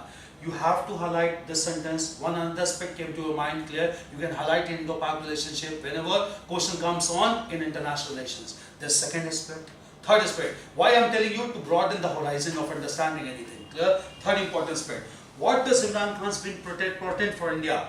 Though he raked up corruption issues in his campaign, Pakistan is also viewed as a headliner as far as the country's relationship with India are concerned. India will find him a difficult person to negotiate with. It may rue the fact that it lost the opportunity to deal with moderate like Nawaz Sharif to improve bilateral ties. After all, Mr. Sharif took decisions that were independent of the military. Mr. Khan has also an inflexible stand with regard to the US using Pakistani territory to fight terrorism. Only time will tell how his relationship with the US President will play out. However, he may not have too much of a role to decision making given that military has played a major role in promoting him and will be demanding its pound of flesh. Another perspective came to mind, and you have to mention one thing. Even though Pakistani Prime Minister Imran Khan has showed hardliner approach, whereby he wants to contend against United States also and India also, clear? But there is a ray of hope. Silver lining is there. That silver lining is there. He alone will not take all the decisions in Pakistan because military regime has promoted him, and they will also demand enough share in decision-making process as well. The ray of line, silver lining is there. Another perspective came to mind to highlight the opinion with regard to writing answers. Next stand is another opinion. The result is no surprise. Given the reports of rigging, it seems as though democracy is not a serious affair in Pakistan. Mr. Khan enjoyed the backing of the military, clerics and judiciary. It seems as though the groundsman prepared a bowler-friendly pitch to benefit the favorite bowler and won the match. It is basically a radical approach whereby it has been said election was rigged altogether, and just because of rigging of election he came to power. You can write a passing reference that even though he became a prime minister, it must not be missed out that the election was claimed to be highly rigged and politicized under the regime of Imran Khan, under the regime of existing regime. See, perspective needs to be developed. And here you are finding some tough thing because it's related basically with Pakistan. Clear? But when you find any article like HIV and other issues, you will find very relevant opinions expressed by public. Read this letters to the editor and prepare 2 positive points, 2 negative points to have a balanced opinion while writing answers. Then it will be given weight. Clear? Examiner wants to know how dynamic you are while presenting your views. And if you understand these things, you will realize how many facts and figures you require. You require only understanding. Clear? Understand the developments easily. Don't run after facts and figures. Take out the important points from newspaper. Letters to the editor is a very important thing, and I'll let you know. You will realize its importance when you will appear more for interview. Because in interview, opinion-based questions starts. Clear? Suppose interview is being held this day only. An interviewer will ask you, how you do perceive Indo-Pak relationship and the new Prime Minister, Imran Khan? You have to express your opinion. Opinion from where? From these expressed opinions only. Yeah? That it has to be anticipated, but we must not forget that Imran Khan has showed his hardliner approach. India missed out on the opportunity to negotiate with more liberal Nawaz Sharif regime. But there's a silver lining that Imran Khan alone will not take all the decisions because military regime will dictate its own terms, and military regime will never want to have degrade relationship with India. You have to give a balanced answer. Examiner or rather interview board also wants to know that how balanced your opinion is and how optimistic your opinion is. Always show your optimistic side. Clear? Therefore, this has to be done. Prepare the notes in this format. Attach the sheet every day on a daily basis. Then, after 2 months, you yourself will realize that you have done major work for your mains examination. Clear? This page, therefore, is very important. Coming to the next page also. Off and on, we get some important articles. Today, we had important article. Has the Right to Information Act been weakened? Now, it's very important. Clear? Take at least 7 to 8 points out of it. It's a very important issue. And where you will place this article? Second quality. It's basically related to governance, transparency, accountability in administration. But one thing I'll let you know, make it very clear. Clear? If this is the topic, has the Right to Information Act been weakened? Meaning that in this article, the author is trying to highlight the weaknesses of the right to information and the recent effort taken to further weaken this act. Clear? That's one thing. But for you, I'll let you know. Make it very clear. Clear? When you are writing criticism of any act which has been passed duly by Parliament, or when you are criticizing any institution which has been established in India, make it clear, after writing criticism, you must write the way out, the measures to rectify the problem. Because you cannot leave the answer just by criticizing an act or a body. Why? Because if you are leaving the answer just after criticizing the act, it means you don't have respect for the parliamentarians who enacted that act. Meaning that there may be some limitations. You highlight the limitation, but you also write at the same time the way out. That is the suggestive measures. Clear?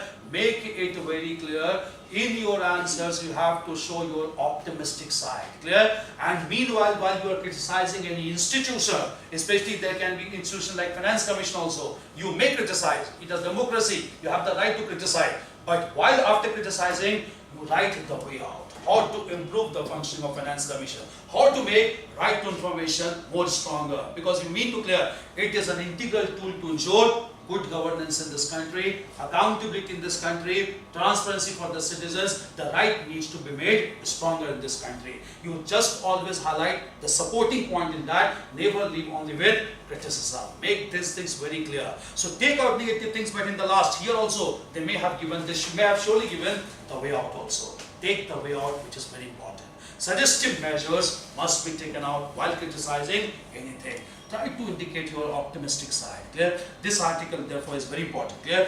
This article, if you look at keeping the past alive, this is all basically related to history and all. You don't have to read, you don't have to prepare notes. Just flap this page. No, first of all, before we proceed, how much time do you think will take to make notes out of one article, two articles, and three articles? How much time will you take? Normally. Depending on the article. Depending on the length of the article, 5 right to information will take time. It is a long article. But I think it won't take, all the three articles together, it won't take more than 40-45 minutes. 10 minutes for maximum of one article. Clear? Rest of the articles will come. That is amounting to almost 1 hour till this time. No flat. It's clear? Look into this page. After these pages, all the news are basically news given by political leaders. Now just understand, the first news, Digital India becoming divisive India MP.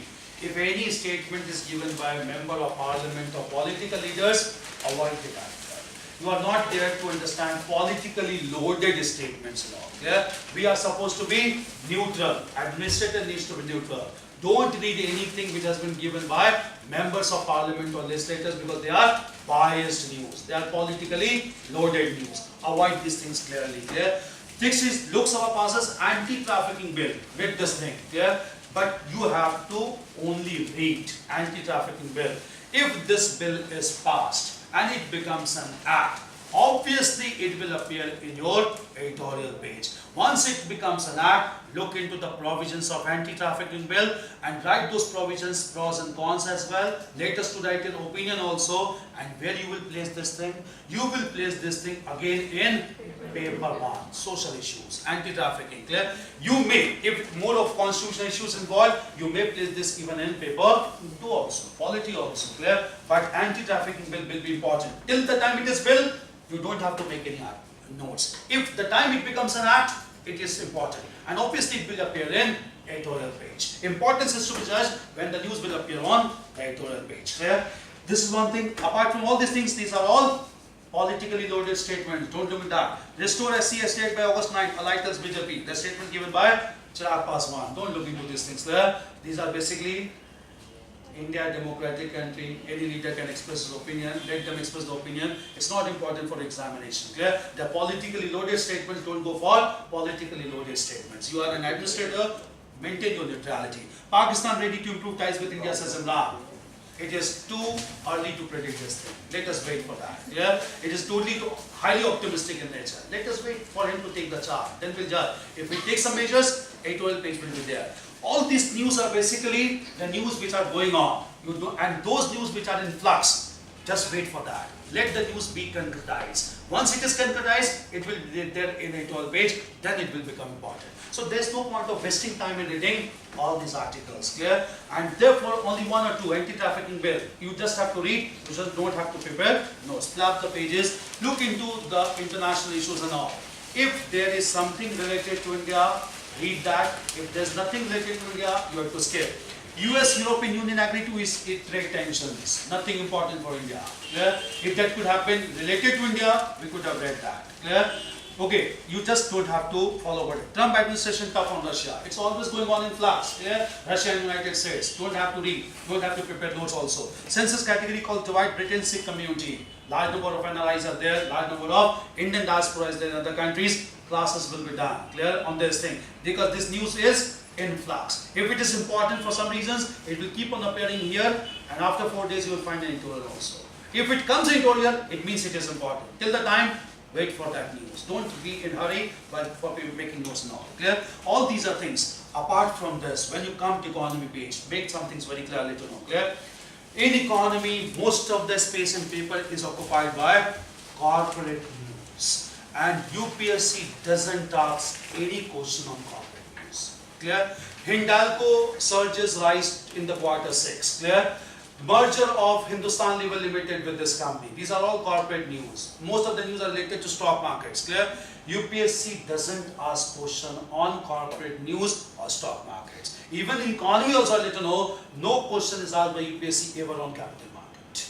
Clear? Even though we teach capital market, stock market trading in this class, but till this date they had not been asking any question, because capital market is always in flux. Clear? It is not never stable in nature. Corporate news are not asked. Hindalco, you need to buy Alaris for $2.6 billion. Nothing important altogether. But in economy, I'll let you know one thing. If you find any news whereby policy announcement has been done by 3 institutions, you need to follow. Clear? First institution is Niti Aayog. If any policy matters has been given by Niti Aayog, look into that news. Clear? If anything has been announced by Ministry of Finance, look into that news. And if anything has been announced by Reserve Bank of India, policy matters, then it is important for UPSC because it affects public at large. Corporate news are not to be done. Make it very clear. So any statement or any policy matters announced by Niti Aayog, Ministry of Finance or RBI, that it becomes important. Clear? And there also you just read them, because if anything of long term is expected out of that, it will be there in editorial pages. Don't worry about that. But read those news. If any policy statement by Niti Aayog, or it is by Ministry of Finance, or it is by Reserve Bank of India. Clear? For instance, RBI has taken any move with regard to demonetization. You need to read that. But read that only because economy is always in flux. If any policy statement is of long-term character, it will appear in editorial page. Don't worry about that. Wait for some time. Wait for the importance of that news. Clear? So economy also, don't read corporate news. Corporate news are not asked altogether. In sports and all, if you are interested, read. If you are not interested, skip the page. Clear? Because in sports, only thing that is important for UPSC these days is the issue of doping. Clear? And if any issue of doping will come, obviously it is a social issue also. It will appear in the front pages also. Don't worry about that news. Clear? But if you are interested in sports and all, you can read that page. Clear? Apart from this, don't waste any time. In the last page you find some science and technology related news and all, Einstein theory of relativity and all. Don't worry about that. Clear? Scientific research is already going on. Still it has not been fulfilled. Water has been found on Mars. Clear? If anything concrete will take in place in coming time, obviously we'll be also waiting with that. Science and technology will be done totally based on current developments. Clear? Don't prepare for notes. Clear? Notes preparation has to be done only from the page of editorial. Now, if you prepare news or read paper in this way, I'll tell you, you won't take more than 1 hour. 1.5 hours at max. Clear? And it is worth devoting 1.5 hours to newspaper every day. And in this way you prepare, you will have confidence also that you are catering to the requirements of UPSC syllabus. Syllabus has to be followed. Clear? Get into the flow of reading newspaper in this format. Clear? Once that flow is gained by you, then I'll suggest you to read even 2 newspapers. Clear? But first of all, gain that flow. Clear? Until you gain that flow, there's no point. Clear? And while reading newspaper, do one thing. Clear? Have 2 things with you. Clear? First is, you need to have a good dictionary. Clear? Have dictionary. don't refer to your smartphones. I will advise again. Because if you go for smartphones, you will search one word, in place of that word you will find 10 other words, you will go on searching for those 10 words and you won't realize you have wasted 1 hour. There's a problem with Android phones and all. Follow the Gurukul style. UPSC is all about Gurukul style. Still they conduct written examination. They are not conducting examination through digital media. Because still UPSC is following that old method. Clear? You need to follow that old method while preparation also. Avoid smartphones to a large extent. Clear? It basically wastage, it results into wastage of time. Don't waste your time. Have a good dictionary, Oxford dictionary, it will work. Because any term which is not clear to you, it will be done in the class. But meanwhile, if you want to know about the term, look into the meaning into relevant dictionary. That's one thing. Another thing that you need to have basically is you need to have a good atlas. Clear? Because some regions are being discussed. You need to know where the regions located. What do you mean by Southeast Asia? What do you mean by Central Asia? Which countries come under Central Asia? Kazakhstan, Azerbaijan, Turkmenistan, Afghanistan. Which countries come under West Asia? Iran, Iraq, Saudi Arabia, Israel. Which countries comes under North Africa? You need to know the region. Have a good dictionary, good atlas. I told you yesterday also, Orient Atlas. It's a very important atlas. And apart from these two things, have third important thing also, because still classes is going on. The third important, sometimes an article they discuss about constitutional provisions. Clear? Have a list of constitutional provisions. Don't worry about that. I'll be giving you that list tomorrow in the class. Clear? All the articles. Have that list only. Polity classes will be done. Everything will be explained to you. But meanwhile, while reading newspaper, have those articles also with you. Clear? 3 things should be there with you. Clear? Articles of constitution, they will see you. They will ask, if any water dispute is going on among the states of South India, they'll talk only about also what? Interstate Water Dispute Tribunal, as mentioned in Article 262 of Indian Constitution. Now, if you don't know about Article 262, look into the content atlas. I have planned 395 articles for you. Look into the content. It will act as a dictionary only. Just refer to that article, look into the provision. You will get to know, Asha, in this article, this has been written. That is where the article is referring to, this provision of Indian Constitution. I just want to establish that correlation. Therefore, to have integrated approach for general studies. Even though we'll have polity classes, we'll have all those discussions also. Meanwhile, you start this practice. Clear? So 3 things should be there. One is a good dictionary, atlas, and third important is provisions of constitution. That I'll be giving you tomorrow. Clear? Don't worry about that. Have these things with you. Start reading newspaper in this format. Start making notes. Attach those note sheets into 4 files. Start preparing that. You will feel the confidence after 2 months. Clear? Start doing that. Break the jinx of not reading newspaper. Once you gain the flow, I'll ask you to go for 2 newspapers. So don't worry. Start with Hindu. Preferably, later on we'll switch over to one. We'll have one other newspaper, that is Indian Express. You have to do this exercise on your own. Clear? Because I want that confidence to be gained by you. Clear? Anything I can give you from this podium, any current affairs classes will be also there. But anything that will give you, it will only on one side. It will not from your side. Do one exercise from your side to boost your confidence. And that is only newspaper. If you start doing newspaper, believe me, in 2 months you will realize what amount of knowledge you have with you. Clear? And this knowledge will boost your confidence. Contentment. Clear? You will write everything with authoritative marks. Clear? That you are writing, whatever you are writing with confidence. You have read that thing thoroughly. Clear? And more way to help you to memorize also. If you prepare notes on your own, 60% of memorization is done at the time only. You just have to revise once or twice, things will be done. Clear? Start doing this. It's very important. Clear? Selected NCRTs have to be done. I'll give you that list of NCRTs, not much. Clear? Don't worry about that. But this exercise is very crucial for your preparation. Because without current affairs, without current developments, you won't be able to crack. That's very important thing. Clear? Other things and these things will be done in class also. But to boost your confidence, in your class also you have realize that you know most of the thing. Your confidence will get boosted. You will understand the nuances. Clear? Much better. But this needs to be done in order to understand the nuances. Clear? Start doing this thing from now, from today itself. Clear? Start with 1 paper, I'll come again. When I'll come to know that you have gained the flow, we'll start with 2 papers together. Clear? We'll just catch up with the speed, we'll catch up with the momentum, try to build up that momentum first of all. Clear? It's a start. Clear? And in class also, I'll let you know the biggest utility of the class is don't run after informations. The purpose of the faculty standing here is that they are supposed to clear your concepts. Conceptual clarity is the biggest thing that you can demand from any faculty. Facts and figures, you have n number of facts and figures after reading newspaper, believe me, clear? But in class the equality is, if some concepts are not clear, get those concepts clear. In international like NPT, Why India has not signed NPT till this day? You need to know the concept. Energy, nuclear supplies grow. All these things are very important. Why India has been given waiver by energy, clear? All these things you need to understand. Economy, basic concepts, clear? All these concepts, why monetary policies are not by RBI, what is the reason for cutting CRR or increasing the limits and all. You need to understand not only the values, 0.5 reduction, you need to understand the consequences of those measures, the context why these measures are taken, clear? Demonetization. Why Indian Prime Minister went for demonetization? Demonetization itself is not important. The reasons behind demonetization important, the fallouts of demonetization is much more important, clear? Questions will be asked on implications of demonetization. It will not, they ask simply demonetization, clear? They will not do that. So understand the concepts here in the class, clear? And all the topics are conceptual topics. In history also you must have realized today, there are n number of concepts, clear? It's not about facts and figures, it's about concepts. UPSC demands conceptual clarity. Geography, you demand conceptual, physical geography. What is the concept of heat waves? What is the concept of cyclones, earthquakes, seismic feature?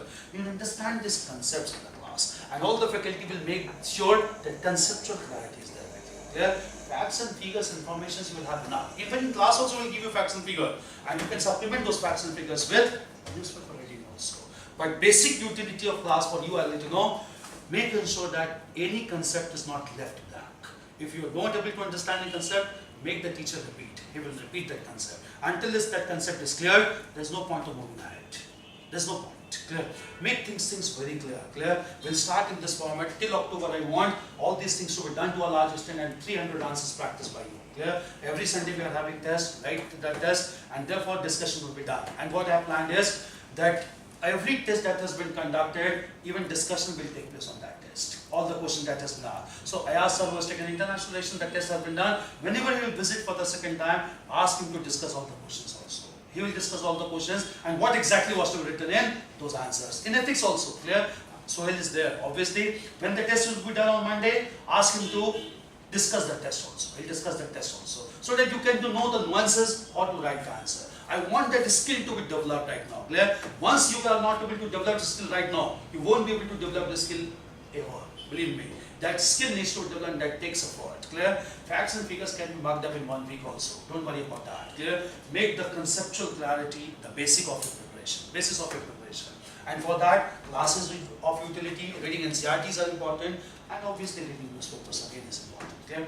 Let's start preparing notes. I think all logistics has been prepared, 4 files balance has been maintained, paste the syllabus in front of that, try to correlate the topics, make the notes, attach the loose sheets. Why loose sheets? Addition can be done later on also. Related information you get from class notes also. Add in that sheet only, clear, and I want these 4 files to be prepared while mains prospect is over. So that while you are writing mains, you don't have to run here and there. 4 files are prepared, you have to revise that, you are at peace of mind, you will revise that again and again, you will be able to recollect everything in the examination. Clear? Purpose is to perform. Clear? Whatever is required to perform, we'll do here only right now. Clear? Is it fine? Clear? So start doing these exercises, it's very important. Clear? Okay, and anyway, if you have any problem, see, I'll let you know, we are always there. WhatsApp group has been made, new students have enrolled, they should get admitted into that group. Whatever question you ask, just paste that question, will be there. Clear? Because we'll respond. Any person from our team will respond, there's no doubt about it. Other teachers also will get added, they will respond to all your queries. Don't worry about that. Even if some faculty is not there, one faculty is teaching, other faculties are there in Delhi, they will respond to your messages. That is for sure. Clear? Because their doubts clearing session should go on continuously. We'll be looking for that. We'll look for that. Clear? Is it fine? Clear? Anything that is there, just let me know. Clear? Fine. So start this exercise from today itself. Keep on following that strategy. Things will work out. Don't worry. Clear? And apart from this, study materials that are given to you, even those study materials from there you can dig out the points. Clear? And write those points in the file. I want at last you should have only 4 files. Don't make things complex. Make things simple. Clear? Simplicity is required. Clear? 4 files, you have peace of mind. You don't have to run after materials. You have to read only those 4 files again and again. They will help you to consolidate and then to write answers effectively. Clear? Don't run after materials and all. Clear? This is fine. Clear? Start doing this. Clear? Tomorrow we'll continue again. Tomorrow we'll start the session at 9 o'clock. Clear? We'll start with intensity that from the point where we have stopped right now. We'll continue from there. And with regard to strategy also, we'll have a brief discussion tomorrow. Clear? We'll have relatively a long session.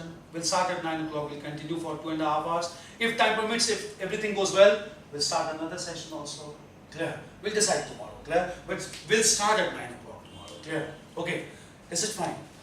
Okay, thank you. And start doing this practice from today itself, please. Clear? And do write the test. Don't ever miss the test because the whole purpose of us will get defeated. Clear?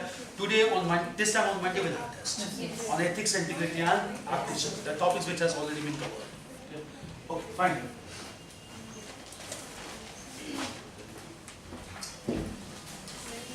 You had only 1 week of ethics classes.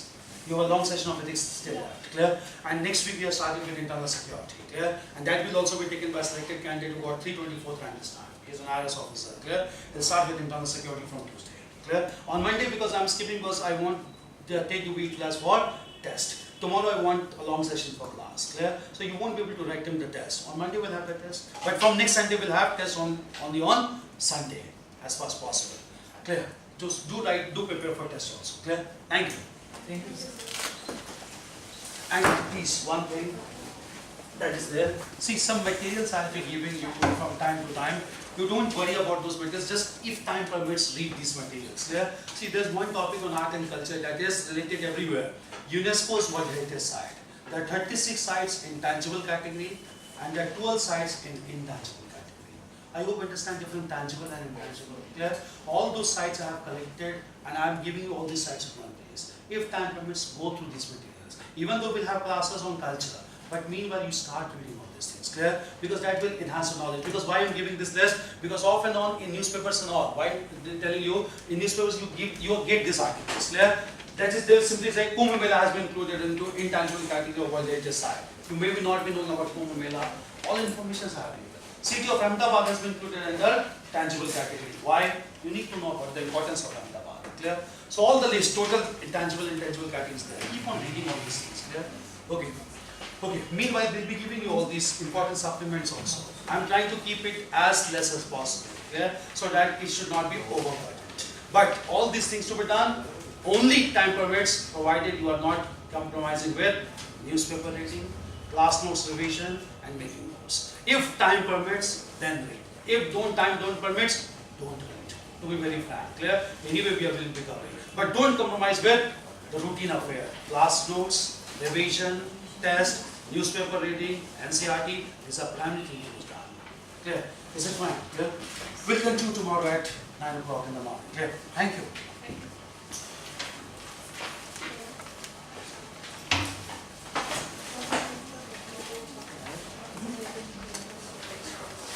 Thank you.